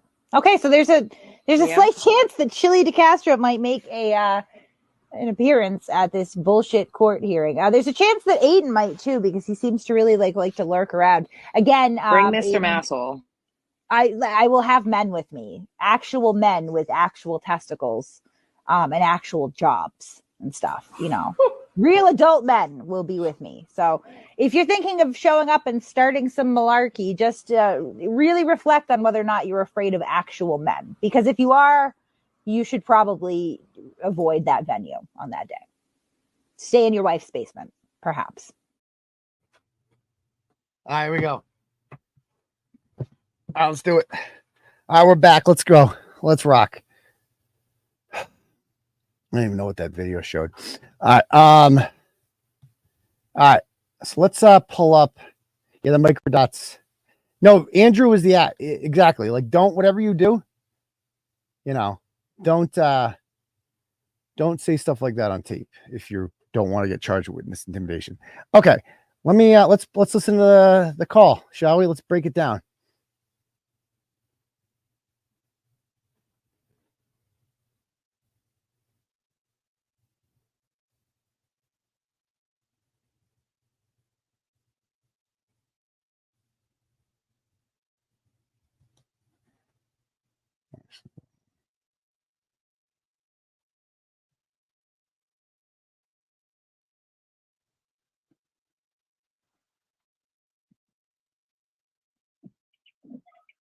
Let me know if you guys can hear this.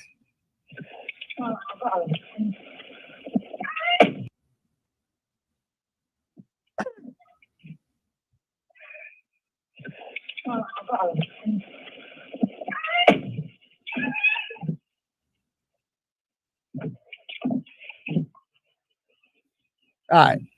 So for those of you unfamiliar with this tape, I don't know if you guys can hear that thing you're hearing over and over again. Those are windshield wipers. Those are windshield wipers because they were driving around looking for John, and they decided to go back to Fairview Road and 34 Fairview Road. And Karen sees John lying a couple feet from the curb, unobstructed because there's no snowbank. There's nothing at this point. There's like an inch or two of snow tops. And, you know, he's a big boy. It was impossible to miss his body, especially with lights on. And so she's calling John while they're looking for him. And she sees his body. And then she throws the phone in the back of the car. The phone then goes to John's voicemail and leaves a 4-minute voicemail picking up 4 minutes of audio that happens in the car. Included in that audio is Jennifer McCabe calling 911. Now, it's important to point out here that this audio, Jen McCabe is already on the phone with 911 when this picks up. So when you call 911, you get a regional dispatcher. And I guess theirs is in Norwood. And then you say where you are. And then they transfer you to the Canton Police Department. And so Jen McCabe, when she called, she got the regional dispatcher, which I believe is in Norwood. And then now when this tape begins, so Karen, in the meantime, Karen throws her phone in the back seat. And how long does it take to get to a voicemail? Like 30, 40 seconds, right? So let's say she's 15 seconds into the call, calling John, and she sees his body, throws it in the back seat. It's going to take another 20 seconds to get to the voicemail. And then the 10 seconds or whatever, where it's like, leave a message after the beep, whatever. So we're talking like 30 seconds, at least, maybe more. We don't know. But during that time, that's when Jen McCabe called 911. And she got the dispatch center. And then the dispatch center transfers her to the local police department, Canton. So when this audio picks up, Jen McCabe has already called 911 prior to this. She's on the phone with 911. And she's about to speak to the Canton dispatcher. And that's where we're going to begin. You can hear, it starts off by, you can hear Karen's screams for help.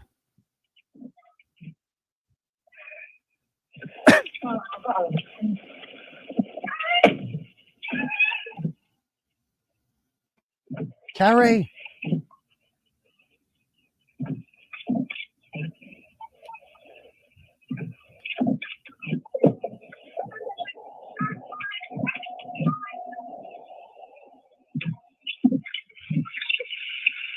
Yes, I need someone to take 34th Fairview Road, Vietnam.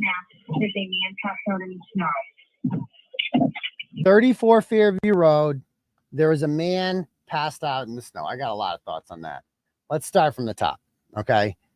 So as Olivia Lambeau pointed out, I saw this on Twitter because she's a great follow on Twitter. The the official report from the Canton Police Department for the incident call that night says that they responded to 32 Fairview Road. 32 Fairview Road. So that's interesting that they put that. So let's play some more here. And by the way, so there's a man in the snow. Let's just talk about that for a second. There is a man in the snow. Jen McCabe knows that man is John O'Keefe, even if she wants to play dumb and say she didn't know how he ended up there. She knows it's John O'Keefe because Karen Reed has gotten out of the car and has run over to him and is like, it's John, and is attempting to do CPR on him. And she said there is a man passed out in the snow. Now, keep in mind, this is a woman who claims to be good friends with John O'Keefe. But all John O'Keefe was to her when push came to shove was a man passed out in the snow. Notice she doesn't say a police officer, because she knows that if she says police officer, that is going to elicit a different kind of response from 911. It just is. They're going to treat dead cops differently than any other, situation. Hold on one moment. Hold on. Hello? What? I'm in the basement. Yeah. All right. I'll be right there. Hold on. Bye. Hold on. There's apparently someone is knocking at our door. Hold on.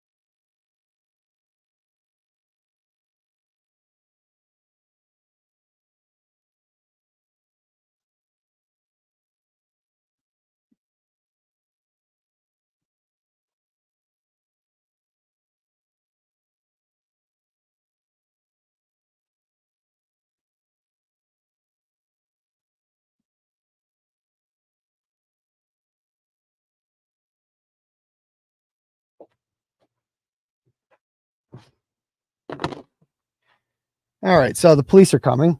So there's a car. There's somebody banging on my door. License plate 3FDP56. And so I guess they're banging on the door. It woke the kids up. How to deal with that? I mean, this is my fucking life. And these fucking assholes want to act like they're the ones intimidated. But I, you know what I mean? Like I'm the bad guy. I'm the bad guy. Has this ever happened to them? Did I come at 10:45 at night and do that? No. 3FDP, not V, D. But if you run that plate though, you might get arrested for conspiracy. Just to let you know, you might get charged with a felony for that. 3FDP56. So the Holden police are going to be calling me back shortly. I'm going to have to take another break after that to deal with this. And I go up there and the car is still in the driveway. I call 911 because I'm not answering this fucking door. And then I see a guy get out of the car, a heavy-set guy with a big belly and a hat on, appeared to be a little older, white guy, walk up my stairs and ring the fucking doorbell. Just ring the doorbell. And I asked the dispatcher, I'm like, I'll go outside right now and confront this motherfucker. She's like, do not do that. So, yeah, I did get a picture of the car and I stayed with the dispatcher on the phone until we saw the car leave. And she told me which direction. I said, it's going south on Mason Road towards Wachusett Street, Route 31. And the police are coming over. So, I'm going to be getting a call from Holden Police shortly, and I'll have to take another break for that. So it might go a little longer tonight, but that's going to be fun. Anyway, we do have cams. Don't worry. We're good. Anyway, so let's play some more of the 911 tape, shall we? I don't remember what part we were even at. It is unsettling, Jen. It's just like, you know, like this is not, it just bothers me because it's like, this is the shit I deal with all the time. And I never claim to be a victim. You know, it's just like this happens all the time. And what's going to happen? Is the entire force of the Massachusetts State Police not going to go out and get this guy? Whatever the fuck he's doing at my house. Like, what is he doing here? Insane. Like, who the fuck shows up at this time? You can't even say it's like somebody completely innocent. Because, like, who the fuck shows up at this time and does that? Yeah, sounds like someone's trying to intimidate a state witness. I mean, it's just like, I got a picture of the car. Let's see how well it came out. I'll send it to you guys right now. I'll show you what I was just watching.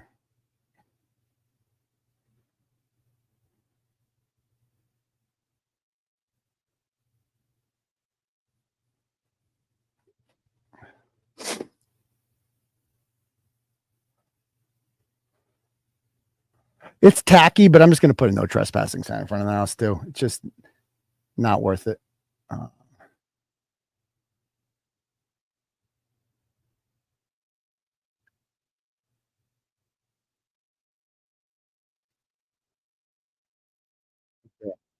Oh yeah. That's like all Blair Witch.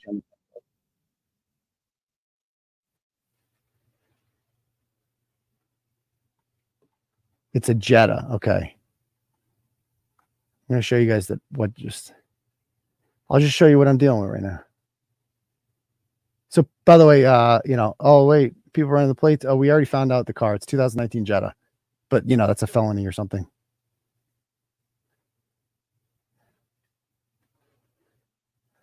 So this is the car. This is my driveway.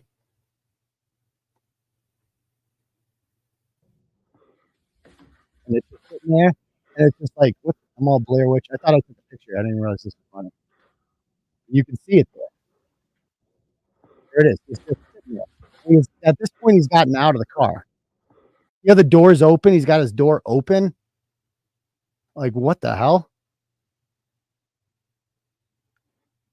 Like, And then I'll show you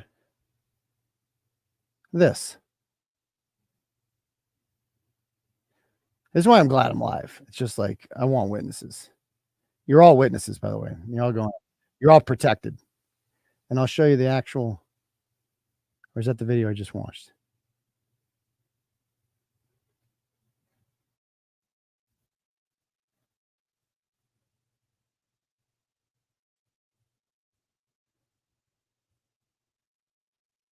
Yeah, fine.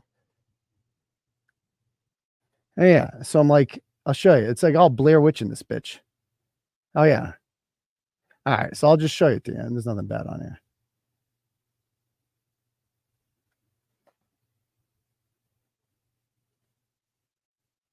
So I'm like, here's me walking up the basement stairs.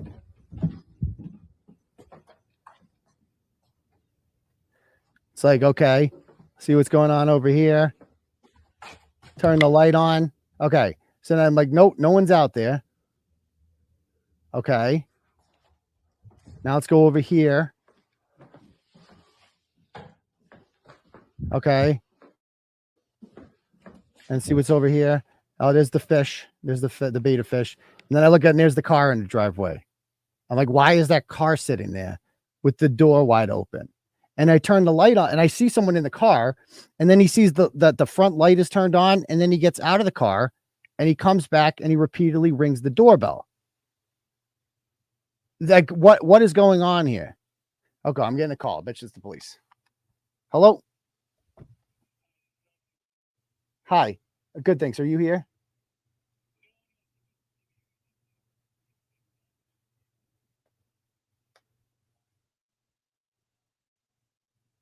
A Domino's delivery driver.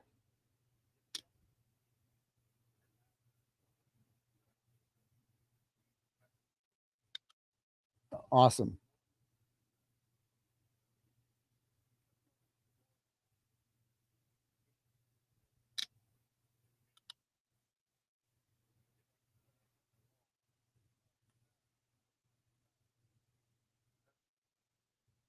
Can we find out who that was?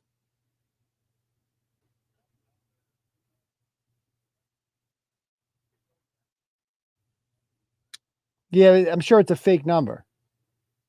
So could we not just give up on this one? Can we like figure out who is doing that? Because this is not cool. I mean, this is, my kids are here and shit. Yeah. Yes, this is Aidan.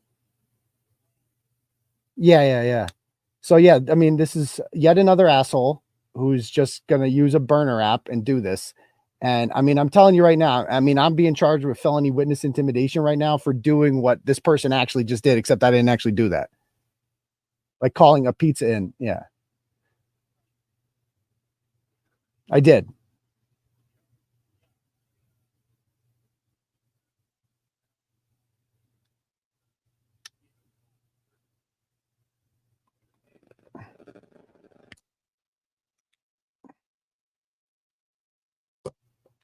Yeah, if you wouldn't mind just doing that.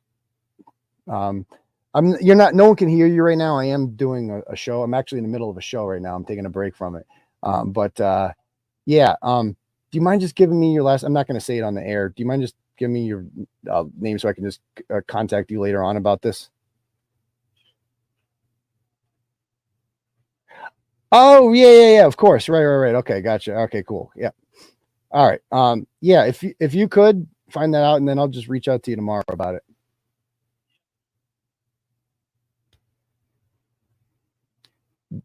Yeah, that would be great.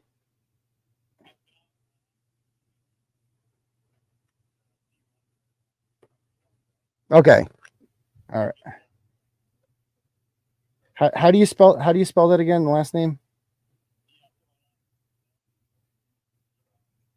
Okay, cool. Yeah, it's easy enough. Yep. Okay, cool. All right. I'll send you an email after this and we'll figure it out. All right. Thank you. Appreciate it. Bye. All right. So the Holden police pulled the car over, and it was a Domino's driver doing that. So, and then they called that. So he came and knocked on the door. And then I didn't answer. So they did this obviously during a show on purpose, right? Obviously they're trying to disrupt the show. And again, this is the kind of evil that when I say good versus evil, this is what I'm talking about here. Like, they didn't just fuck me over. They could have got that guy seriously hurt. You come to my fucking house at that time and you ring my doorbell and shit and act, start knocking on the door. I have every right to just fucking open the door and knock you out. Like, I'm not fucking around. I assume you're a threat at this point.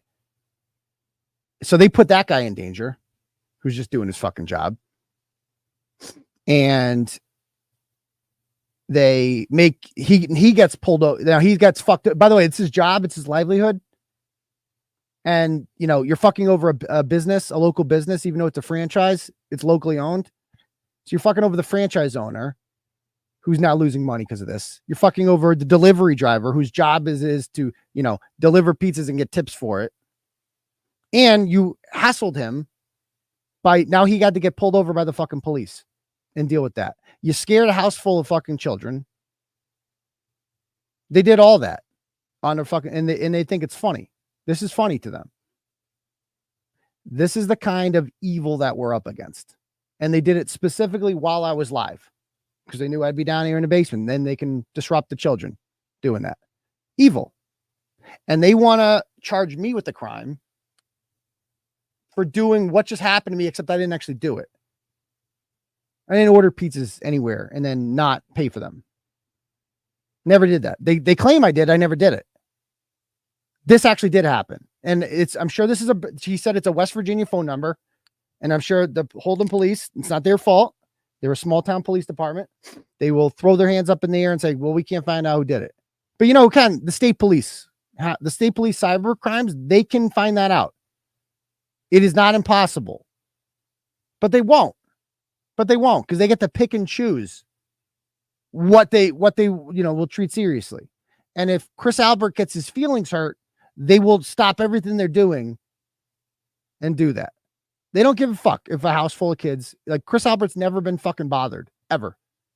He's a grown ass man. They just did that to small children at 10:45 at night, not during the middle of the day, with the intention to scare them. Like that's what that was.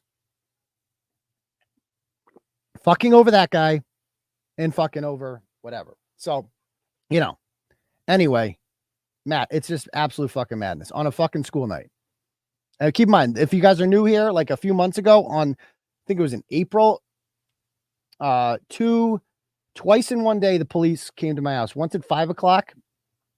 And then they came here and they said, are you suicidal? We just got a call that said you're trying to kill yourself. And that you have a gun in your mouth. And that turned out to be a woman named Victoria Haskins. I didn't know who she was at the time. She's just a deranged former fan who had been harassing me for almost a year. And she decided to call the Holden police and tell them that I had a gun in my mouth and was starting to kill myself at 5 o'clock. So they came here in front of my kids. I had to explain that to them that no, I'm not actually trying to kill myself. Then at 2 o'clock in the morning, I woke up to flashlights in my house, going inside my house, and someone knocking on the door. And I didn't know what the fuck it was. It woke me up. And it was the Holden police again. And they had gotten another call that I was suicidal. And that time it was a guy named Zachary Martin who lives in Florida and goes by Tonic. And Zachary Martin basically had done a live stream in which he encouraged people to call 911. Of course, no one did. So then when no one did that, he did it himself and said that I was threatening to wrap my car around a pole in a group message. I don't know this person. And so twice it's happened. So it's just like you talk about actual harassment. I get actual harassment. I deal with it.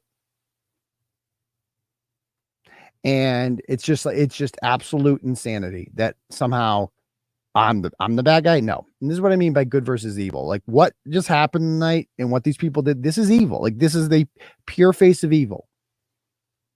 And sometimes evil gets a couple hits in, but they will not win in the long run. It's called swatting. Yeah, exactly, Angela. Like it's like when they sent to the police, like that's what's called swatting. What happened to me in April. and people do get hurt. People die from that. And whereas this is not swatting, but it certainly put that delivery driver in danger. And it certainly was designed to put my family in fear. Not just me. There's 2 small kids that live here that have school tomorrow that were woken up by that. Furious. Now, you go to the Holden State Police. I was booked there. They're going to tell you to go to the local police. So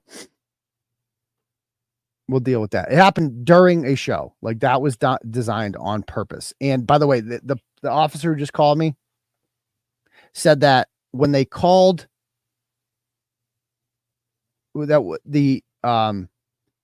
said that when the driver called back to Domino's and is like, what's going on here?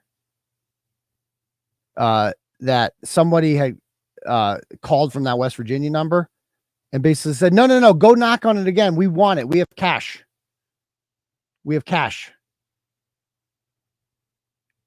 Yeah, I don't think you understand the difference between the state police and the Holden police, Dr. Liquor. So you might want to figure that one out first. Okay. Anyway, let's play some more of the 911 call, shall we? Now that that's over. Where'd it go?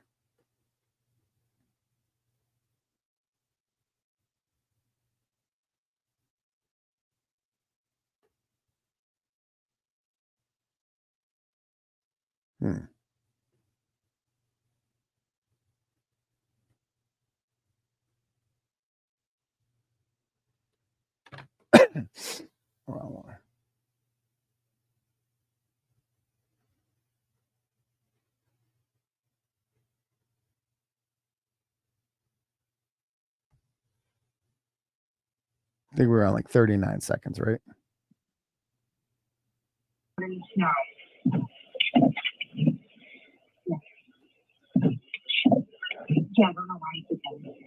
I don't know why he's not moving.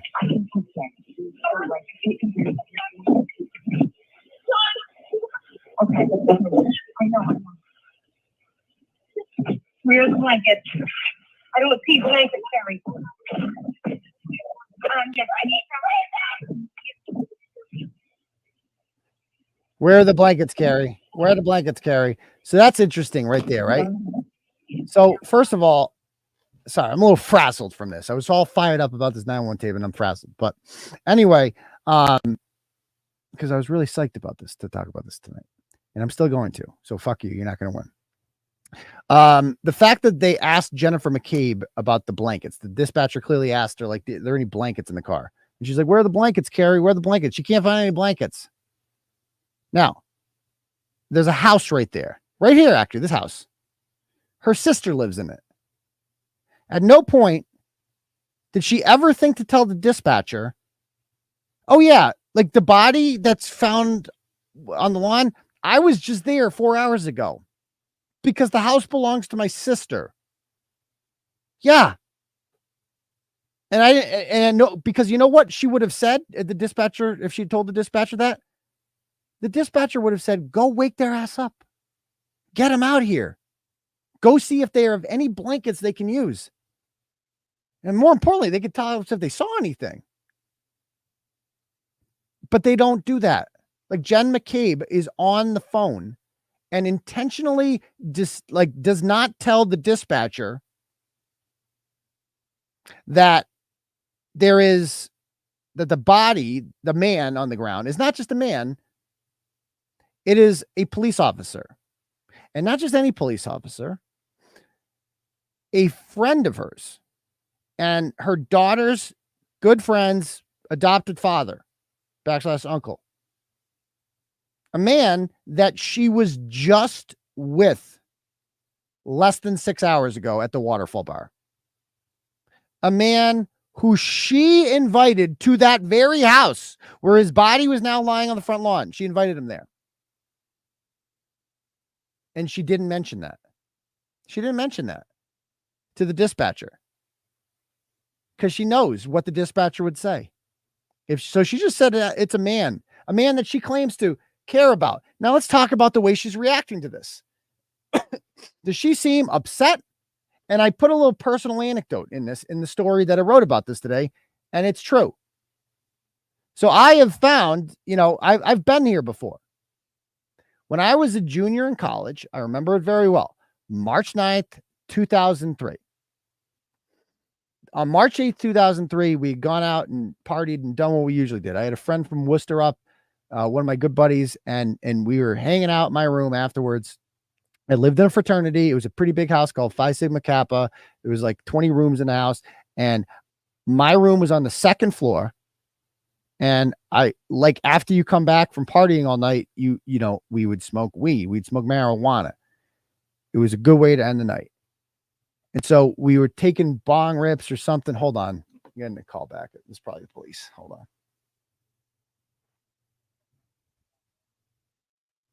Okay. Anyway, so I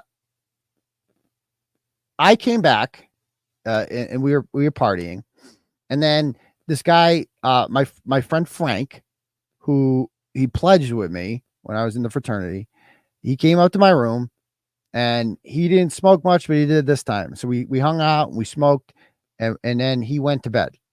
Now, I don't like Frank. I think our house had a problem with like OxyContin. I never did any of that shit.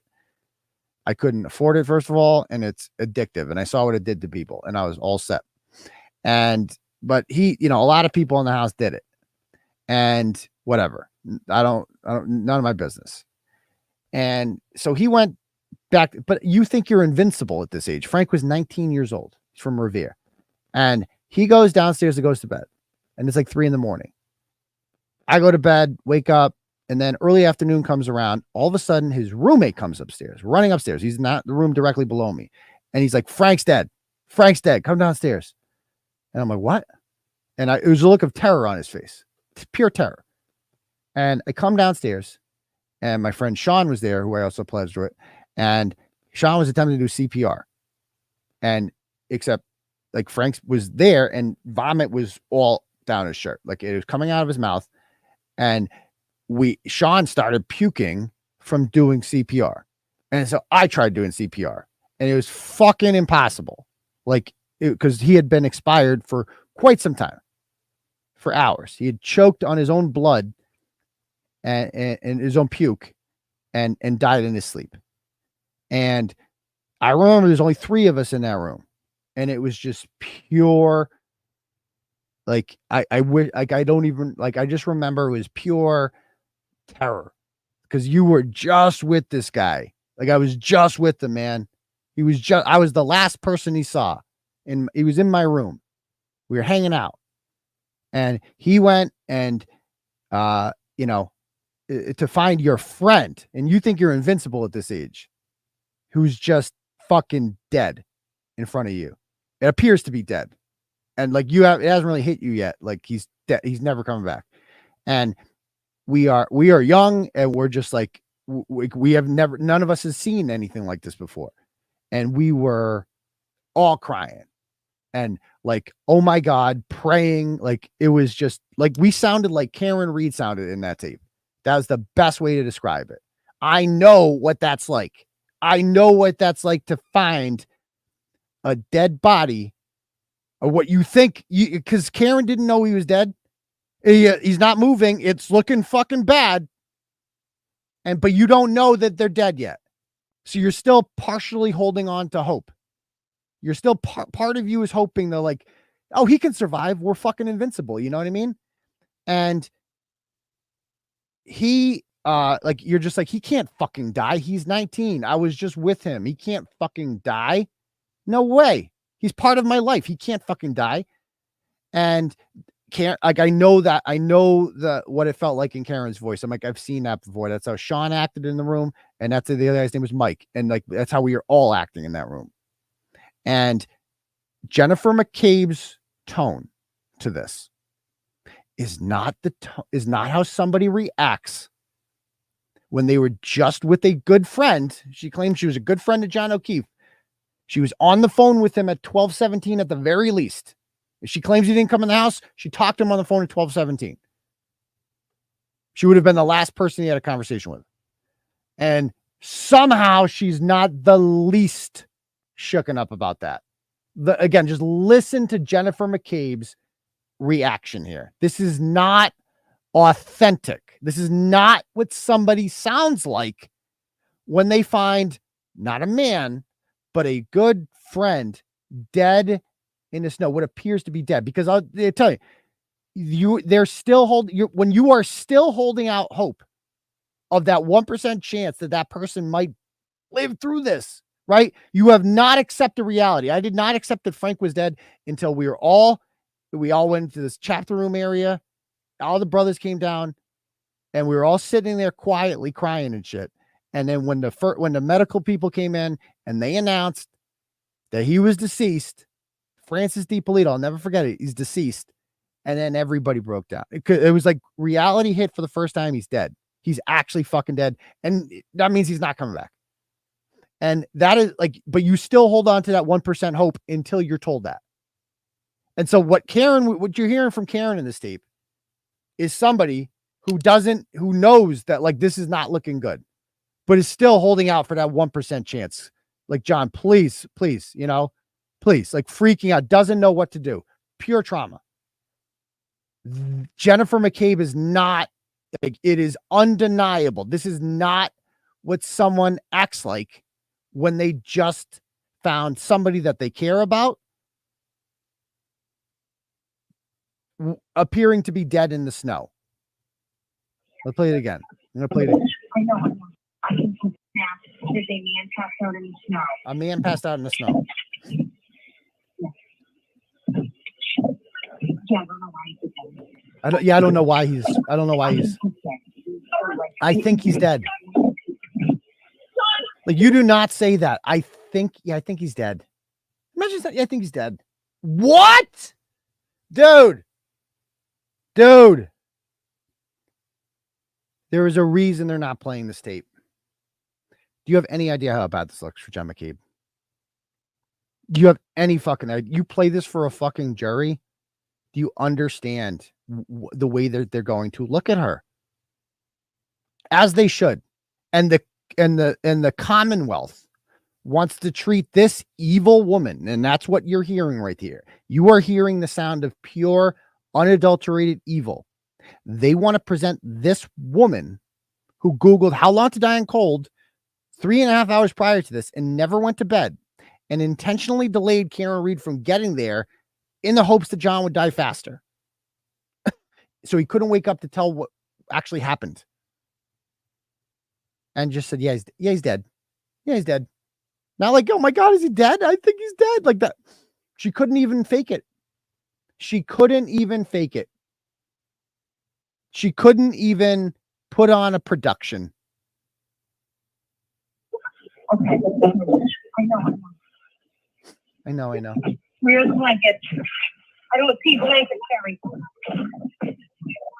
Yes, I need some. Freehand. So Karen's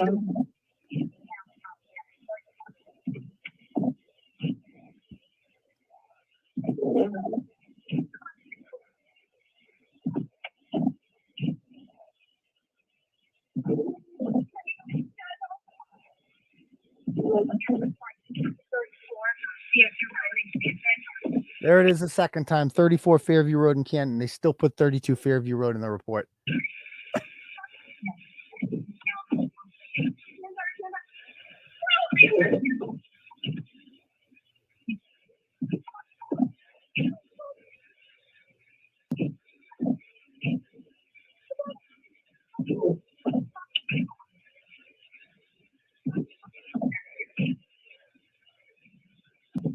So obviously the dispatcher's talking to her this time. How about that part? John O'Keefe, he's 46 years old. I thought that was weird too. How the fuck do you know his exact age? That's weird. Like, if you were to tell me, like that's a weird, like, how do you know he's 46 years old? That's such an oddly specific thing. Don't you think? For somebody to know off the top of their head, he's not like, I think he's like 40. late 40s, like maybe 45, something like that. He's 46 years old. That was weird. And there's a woman screaming hysterically right here. Okay. Right over there. A woman is screaming hysterically. So loud that you can hear her from wherever, like she's probably like 40 feet away from the phone at this point. Equidistant from the phone. The phone can pick her up. That means they can hear her in the house. And nobody comes out of that house. Now, I wonder which one of the rooms is the master. If it was like closer to the window too. Like which room are Brian and Nicole in? Which one was Brian Albert Jr. in? And none of them come out of the house. None of them are woken up by this. And Jennifer McCabe knows that the door is unlocked and doesn't go in the house after 911 tells her to get blankets. And there's probably a shitload of blankets in that house.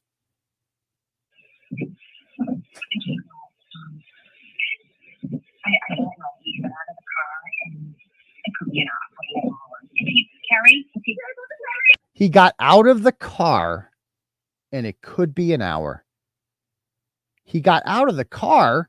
Well, that's weird. Because as I wrote in the story today, she specifically told police in various reports. Okay. Here's what she told. Yeah. So it's the top front, man. That's even wilder. Albert's, Brian and Nicole's bedroom window is this one. That's Brian and Nicole's bedroom window. The closest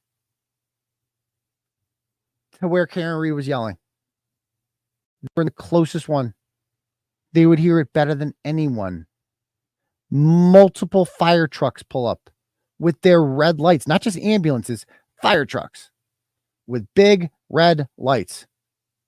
At least 2 engines pulled up. It woke up the whole goddamn neighborhood, except for the people inside 34 Fairview Road. And there was a person outside, a sister, who knew that that door was unlocked and could have ran in there at any time and gotten them for help. Her first responder husband. Like, it was Karen Reed out there by herself. Remember what Karen Reed said at the top of the stairs on the courthouse steps on May 24th? When they asked him, did you kill him, Karen? She said, I tried to save his life. I was the only one who tried to save his life. I was the only one who tried to save his life. Now we know why she said that. Because no one else gave a fuck. All these assholes with their justice for JJ pins. We care about JJ so much. Really? Why didn't any of you motherfuckers try to save him? When you did not know he was dead at that point. Well, Jen determined that he was dead. You told him on the phone, you think he's dead. He's passed out, so he's dead. I mean, it's just disgusting. And again, she says here that he got out of the car. Well, that's an interesting admission. Because on previous police reports, this is what she told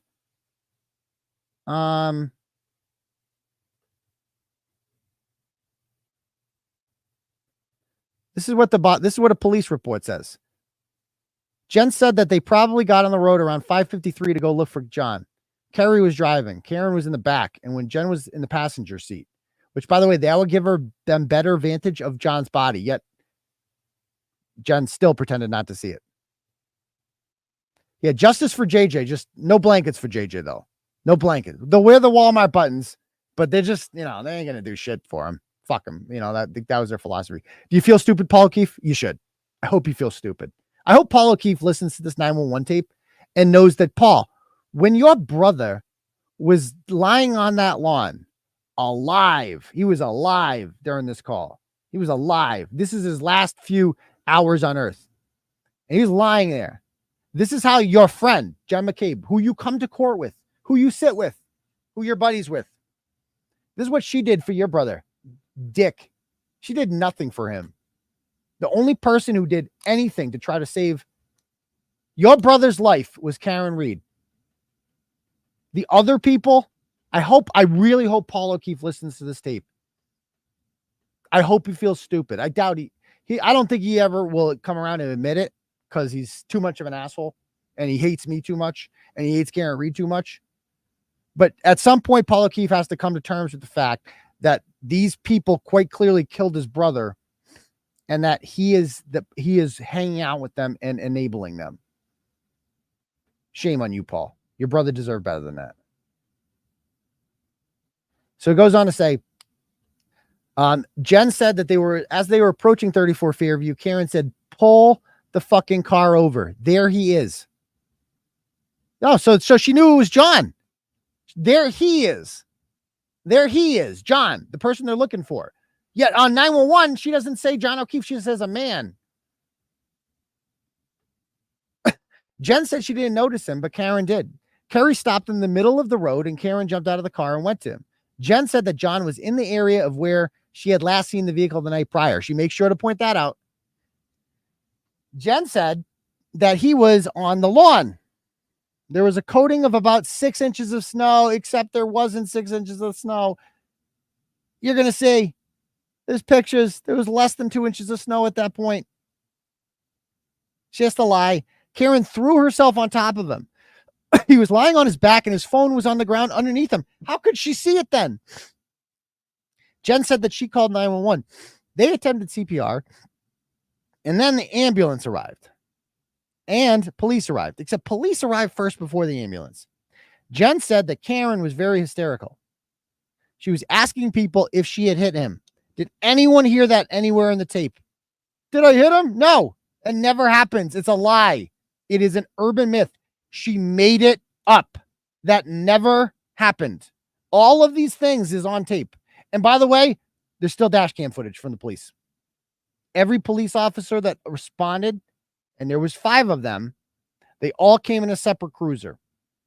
Every single one of those cruisers had a dash cam on it, including Sarath and Mulaney, who were the first ones to get there. And their dash camera is not only going to pick up all this audio, post the 911 call, it is also going to pick up video of it all. So you're going to see this is all going to come out at trial. If we, God forbid, we get there, it is all going to come out. And you're going to see exactly how. If you think she sounds bad, imagine how she's acting. Just imagine it. There was lights. I don't know if there were sirens, but there were certainly lights. There were certainly lights. Goes on to say, Karen was told to sit in the car. Jen went over to Karen when she was in the car. She observed Karen have blood on her hands and face. Karen was holding her hands up and saying, I have my period. Notice Jen's trying to make her sound like crazy. Jen said that she told Karen that that was not her blood. It was John's blood from doing CPR.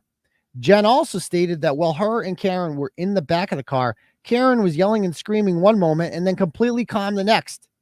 Yeah, almost as like, oh, wait, why did she say that? And then completely calm the next? Oh, you see what she's trying to do there? She's trying to make it seem like Karen's faking it. That's what she's doing. Karen's not authentic. She's crying and screaming one minute and calm the next. Yeah, you see what everything Jen McCabe says is by design. Everything that Jen McCabe says is by design. And I'm going to show you, let's just look at the picture.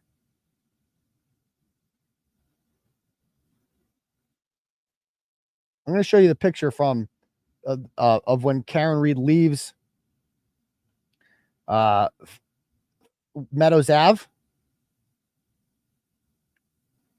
and show you what the snow looked like at 5 o'clock. So it would have been the same, basically, level of snowfall.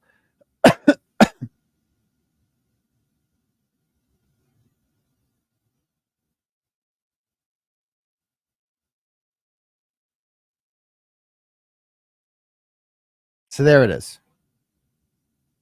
That's what it looks like, folks. That is what it looked like. Does that look like 6 inches of snow? I mean, Christ almighty, you can barely see anything. It's slippery, sure. Wouldn't want to drive in that, especially with the storm beginning. But nothing's going to be hidden there. His body's not going to be hidden there. And Jen McCabe has to say, oh, 6 inches of snow. No. Facts.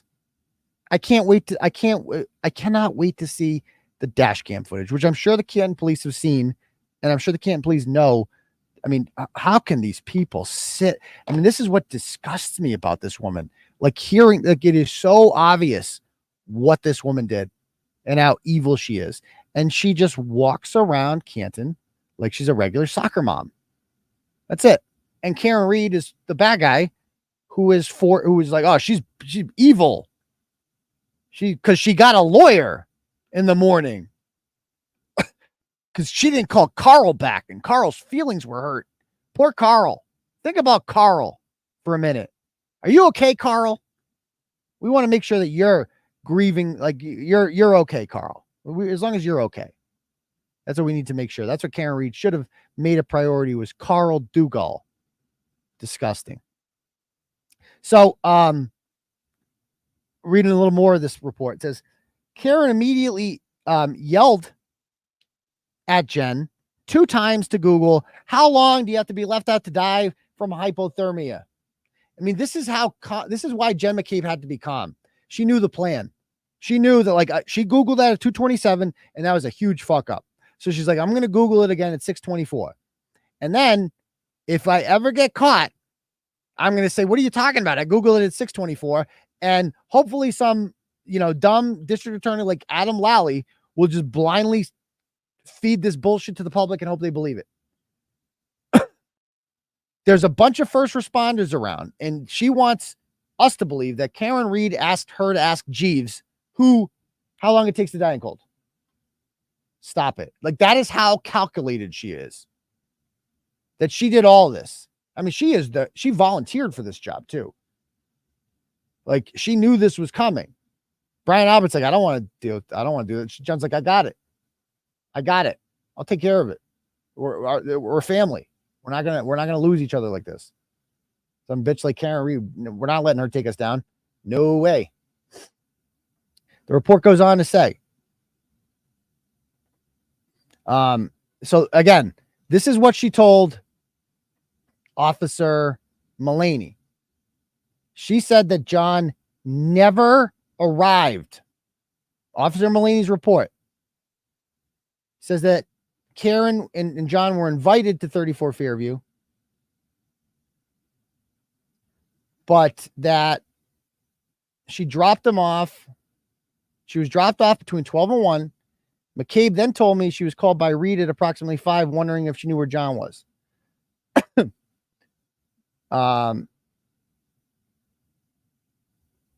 But that they never arrived. She said that while talking to McCabe, Reed was hysterical and distraught, Mullaney says, and repeatedly screamed, "Is he dead?" Which, by the way, is a normal thing to say. Is he dead? Because you don't know if he's dead.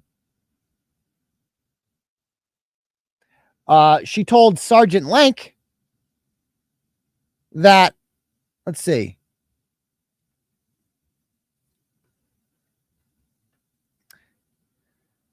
the only statement that she was able to relay to Canton officers while on scene was that she did not remember ever being at 34 Fairview Road. But again, she's experiencing trauma. Matt McCabe, husband of Jennifer, also stated that he observed the vehicle pull out the front of the house, but never saw either party get out of the vehicle. Never saw him get out of the vehicle. Yet what is she telling the Canton Police Department? What is she telling the dispatcher? He got out of the car. She told Officer Good, Karen and John pulled up in their car and she saw the passenger door open, but she never came in and saw the car drive off. So not once to any of these cops did she say that she saw John get out of the car. However, on the 911 tape, let's play it again. What did she say on the 911 tape?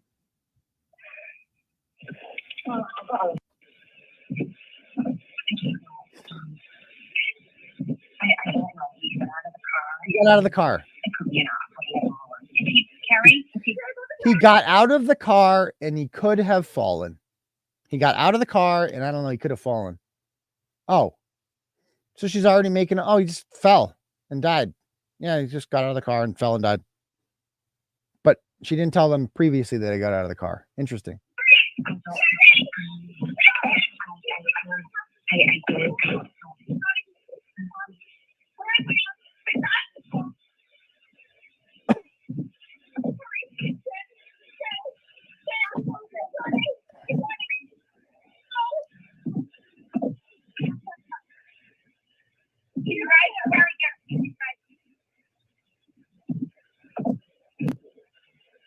Wait, what was that? I hear something about you guys.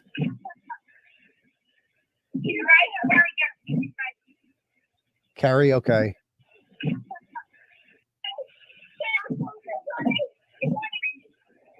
Okay. Just listen to how authentic Kara Reed is.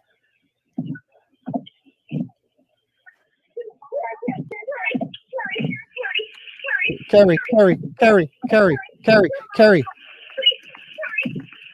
I know that sound of panic. Carrie. He's not dead, is he? He's not dead, is he?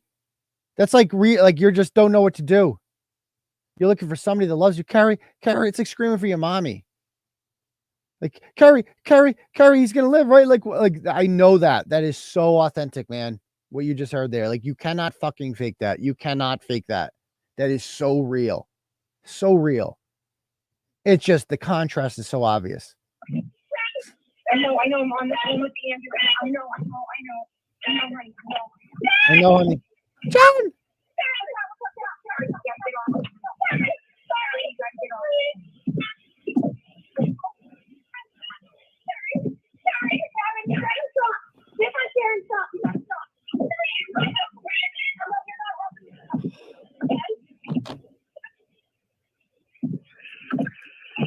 And by the way, shout out to Erica Madden from the Star Drive-In, who just paid for those pizzas to the Domino's and tipped the driver. Class act, Turtle Riders are. That's what I mean. Good will defeat evil. Thank you very much, Erica. That was very nice of you. That poor driver, man. I mean, it's not his fault. They fucked with him. Okay, anyway, I'm going to focus on this for now. All right, here it comes. Ready? It's coming soon.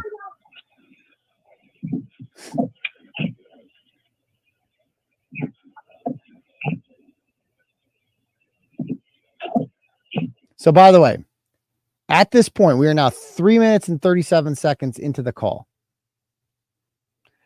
Remember, the phone call probably started 20 seconds before the 911 call she was on the phone with, before this started recording. There is a 3 minute and 55 second gap on Jennifer McCabe's call log, which I'll show you here.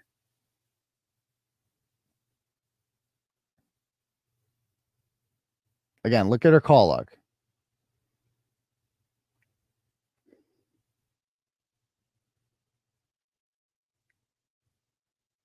You could see at 6:03 and 47 seconds, she deleted her 911 call.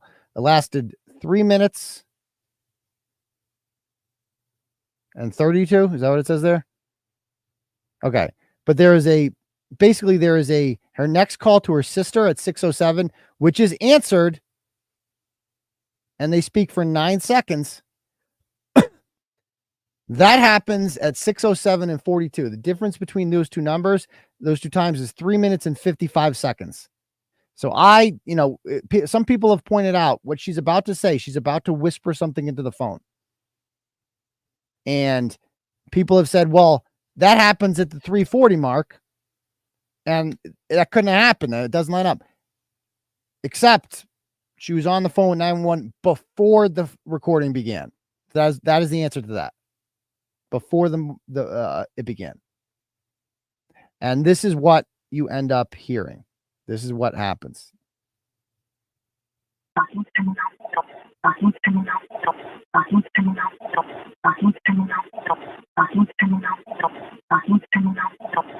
So people hear a lot of different things on this. A couple things. Number one, it's at the exact same time that she calls Nicole. And they told us that this went to voicemail. This is not voicemail. Well, can you produce the voicemail of this, by the way? She whispered something. Second of all, why is she whispering at all? This is a noticeably softer tone in which she was speaking to the 911 dispatcher. And she called her sister. Why would you call your sister when you can just go inside that house and wake her ass up? So you called her, talked to her, and she deleted this call, and for good reason. And some people hear different things. People have heard, some people hear Brian is coming out to help.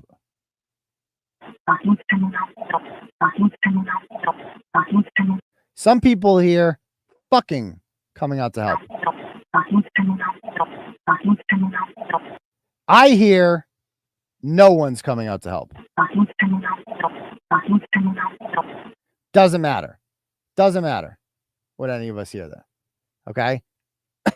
Because the most important points there are coming out to help. So she is telling her sister coming out to help. Whether that means, what does it say? Coming out to help? Coming out to help. So that could mean she could be telling her sister that 911's the ambulance is coming out to help. They're coming out here to help us. So you don't have to come out.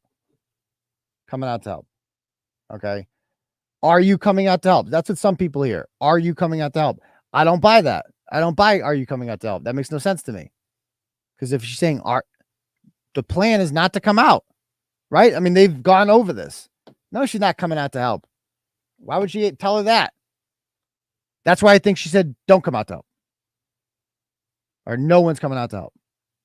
Either way, this, at the very least, she is on tape talking to her sister, a call that we were told never happened, that she ends up deleting. And she says, coming out to help. Therefore, we know that Nicole Albert, and by extension, Brian Albert, who sleeps next to her, have been alerted about the dead body on their front lawn. They have been alerted about the dead body on their front lawn. No matter what they're saying here, no one's coming out to help. Ambulance is coming out to help. Brian's coming out to help. Are you coming out to help? We know the coming out to help statement, that phrase, means that Nicole Albert has been alerted that there is a dead body on her front lawn. And keep in mind, they only talked for 9 seconds. So it's not like she had enough time to say, and you don't hear her say on this tape anything about John's dead on the front lawn. Because there was no need to say that. Because they knew. Nicole knew. And Brian knew. They all knew that John was dead on the front lawn. And I'm sure they're all watching this. I know that they're watching this episode now. And I hope they're shitting their pants. Because they should be. This is shit my pants time right now. They did not know that this was going to be made public. And it is. Thanks to the glare. This has been made public. And now that, and thanks to Jennifer Coverup too. Shout out to her. Thank you, Jennifer, for doing that. They can pretend like they're not shitting their pants over this. Brian Albert and Nicole Albert are listening to this right now. And Brian Albert's smart. He's the smartest one of them all. And he knows we're fucked. We're fucked. We are on video now doing this. Like we are on tape being told by Jen coming out to help that John's body's on the front lawn.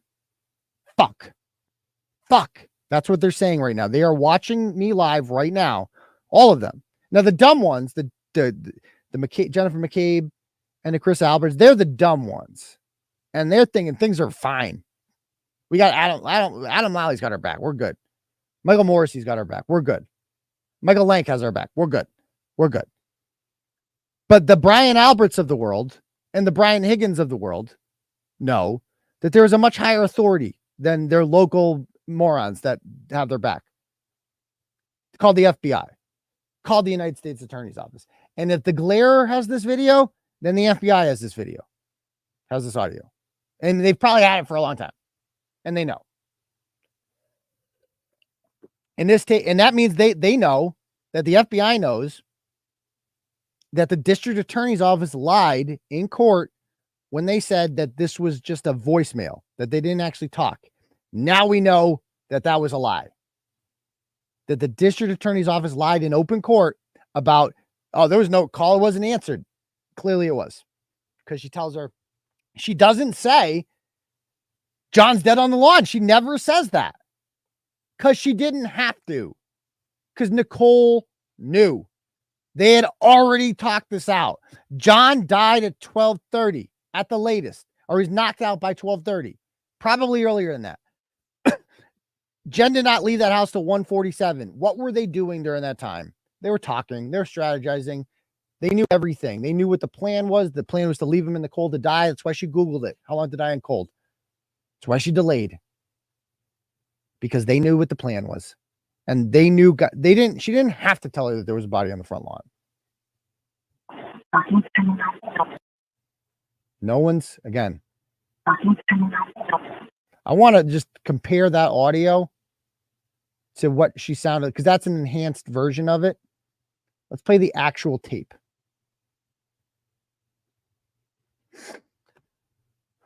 I mean, I got the chills listening to this shit. This is fucking demented, man. Just absolutely demented. And they want to present, and I just have to remind myself that they are currently charging me with the crime while presenting these animals as victims of something. Again.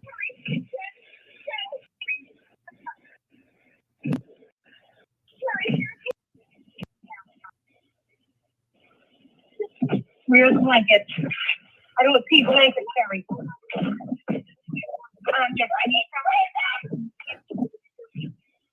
Where are the blankets, Carrie? Remember that volume, that tone. Where are the blankets, Carrie? Okay. I know.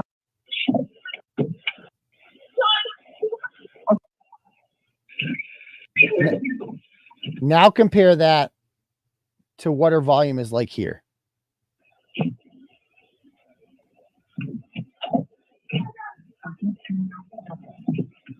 You hear the fucking volume difference there? Where are the blankets, Carrie? Where are the blankets, Carrie? No one's coming out to help. Why would you ever whisper anything? The mere fact that you're whispering anything is so fucking incriminating. Why the fuck would you want to keep your volume down? What are you doing? There should be pure panic. A man you were with 6 hours ago, who you invited over there. She invited him over there. Like, that is insane. This woman invited this man over there, spoke to him on the phone. She spoke to him on the phone at 12:17. Like, that would shock you to your core. A man that she is friends with, that like they went out socially together. And she just doesn't seem to care. Makes no attempt to save his life. Nothing. And then has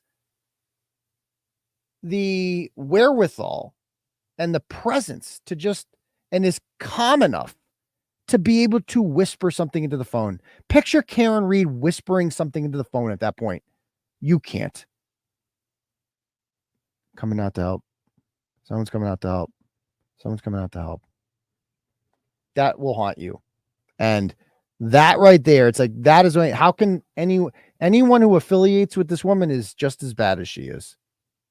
And that is the problem here, that like enough people have socially ostracized these people, but not enough.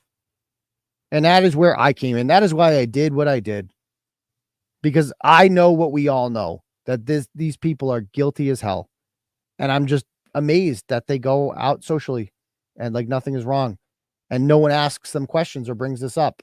And so I decided to do what this novel concept and ask them questions, because I felt that that is what you should ask people who quite clearly the evidence shows were involved in murdering someone.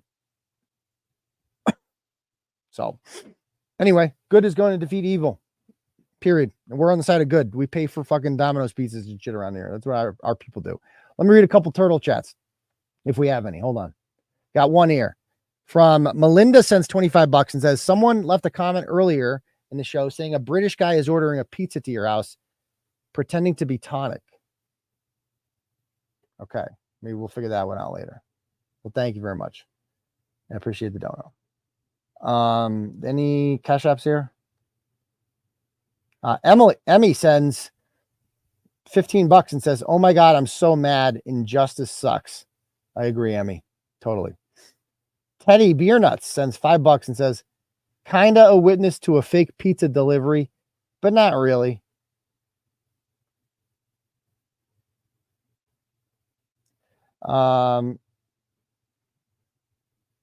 Okay. All right, cool. Anyone else have, if anyone else wants to donate to the Turtle Chat, link is at the top. Otherwise, I'll just take some questions. Oh man, it's late. Pizza thing fucked us up.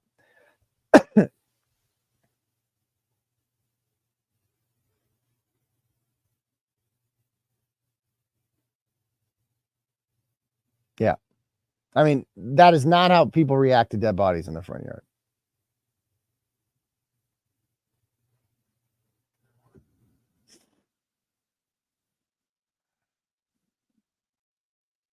I'll get to the Canton 9 thing another time.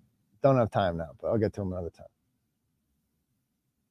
I do remember the play fight between Brian and Higgins after John walked away from both of them. Almost like they were practicing. Almost like they were practicing something. How did she not go banging on the door for help? You know how. Because the plan was do not come out of the house. That was the plan. Jen's got it covered.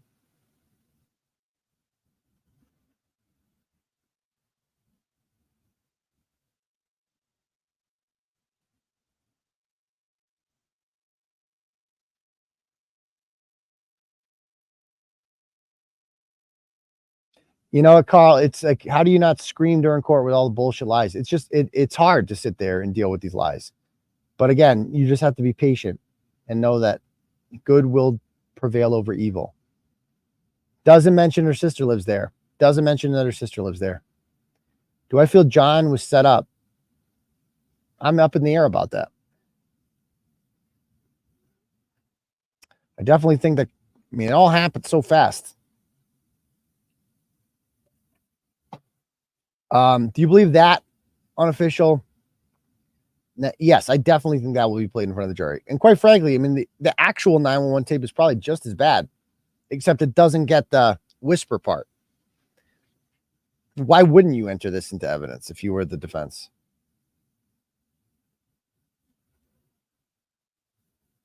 Thanks, Dave's channel. I appreciate that. Is that Dave McGrath? Is that the Dave's channel? Great job, Dave's channel. Is his channel called Dave's channel now? It's just David McGrath. Okay. Unsafe spaces.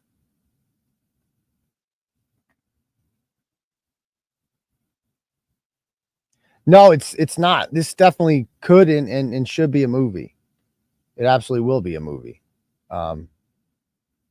There's movies about the Civil War. That was pretty bad too, right? It's not exploitative to say that. Of course, Colin and John have a past history. Of course they do.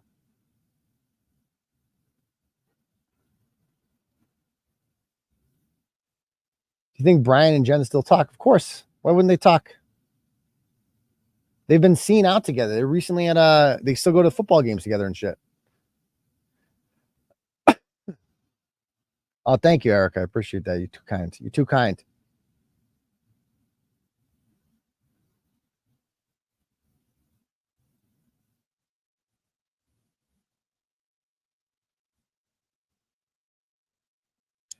Yep. Anyway. Anyone else have any questions they want to ask me? Oh, thank you, cool mom. You're so nice. I appreciate that. I wanted to get a haircut. I didn't get a chance to get a haircut before, but I appreciate that. That calls a smoking gun. It is for me. Sean the Golf tweeted that John was convulsing in the basement. That's my spec. John had puke on his boxer shorts, man. How do you get puke on your boxer shorts if you got knocked out and you're lying on the ground like that? You only get, it's gravity. You're going to get puke on your boxer shorts if they knock you out and you're like convulsing and they sit you up. That's how puke would get on your boxer shorts. I don't really give a shit if they're fucking. If Brian and Jen are fucking, I don't care. That's not something that I think it's stuff. The sex stuff. Sex is always used as a distraction. I mean, that's essentially what they've done to me, right? It's just like, look over here, sex, sex, sex, sex, sex, sex. Who cares about like the fact that he's exposing assholes? But sex, sex, sex, sex, sex, sex.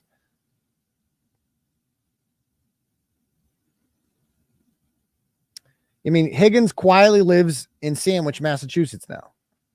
He lives in the Cape and is likely flipped. Jen called Nicole twice, but that she calls her again 30 seconds later, so it didn't pick up that one. God knows what she said then.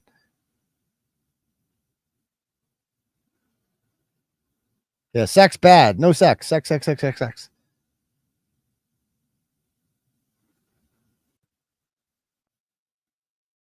Oh, thank you, Calamity J from Texas. I appreciate that.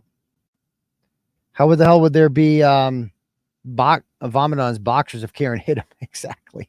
That's a great. I mean, these are obvious questions that Paul O'Keefe's too stupid to ask. Next court date, clear your count. Yeah, I'd love to have you guys there on Tuesday. That'd be cool.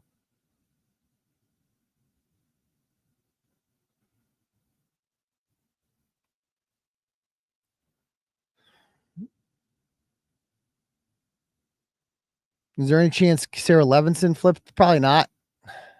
Probably not. She should.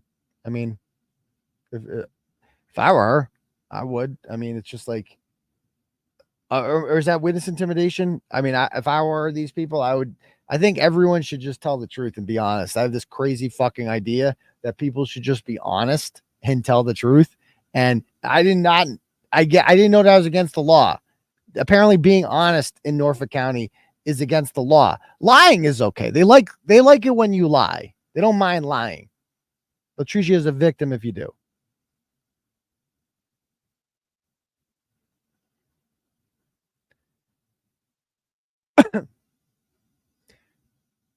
You can say you're a sex goblin in the basement with no judgment from me. Guilty as charged. I don't like long hair. I'm just not a long hair guy. I don't like it. I like to be clean cut.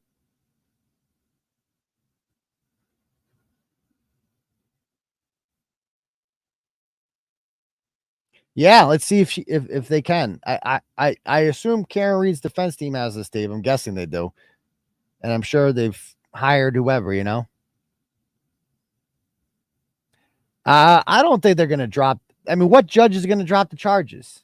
Again, my faith is entirely in the feds, and a lot of people don't have faith in them. I have 100% faith in them. I've always had faith in the feds because I know that I don't live in a country where like the U.S. Attorney's Office is going to look this down. The U.S. Attorney's Office in Massachusetts has a very good history, especially recently, of going after corrupt people. And by the way, for Josh Levy, the new United States attorney who took over for Rachel Rollins, this is a career-defining case. This one. This is how you become famous. This is how you become a hero. Like, this is Josh Levy's time to shine. I do not believe he's just going to be like, yeah, fuck it. You know what? I'm going to cover for them too. I don't believe that. And I know that when the indictments come on these assholes, oh my God, it is going, like, all this trials and tribulation, it's all going to be worth it. It is going to be the most exhilarating feeling. And that's how I get through the day. That's how I know that there is a greater day coming. That all of this is just God testing me. That's all this is. It's like, what can you get through this? Can you get through this?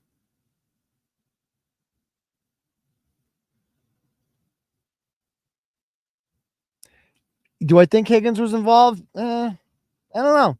Maybe they just wanted to like haze him a bit. I don't know what they wanted to do. I don't know. That's a good question. Again, not my job to figure that out. It's Michael Proctor's job, but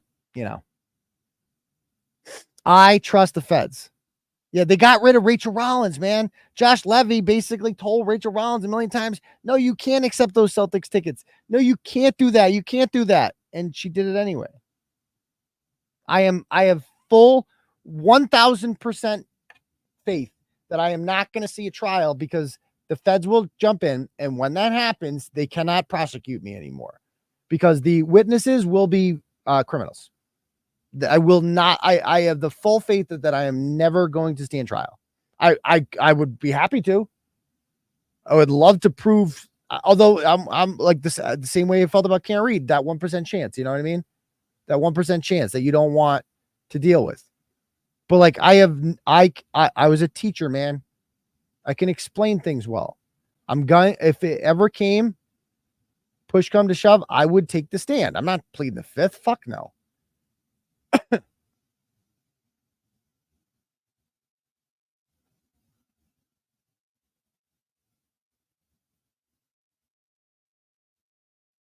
Anyway, any more questions?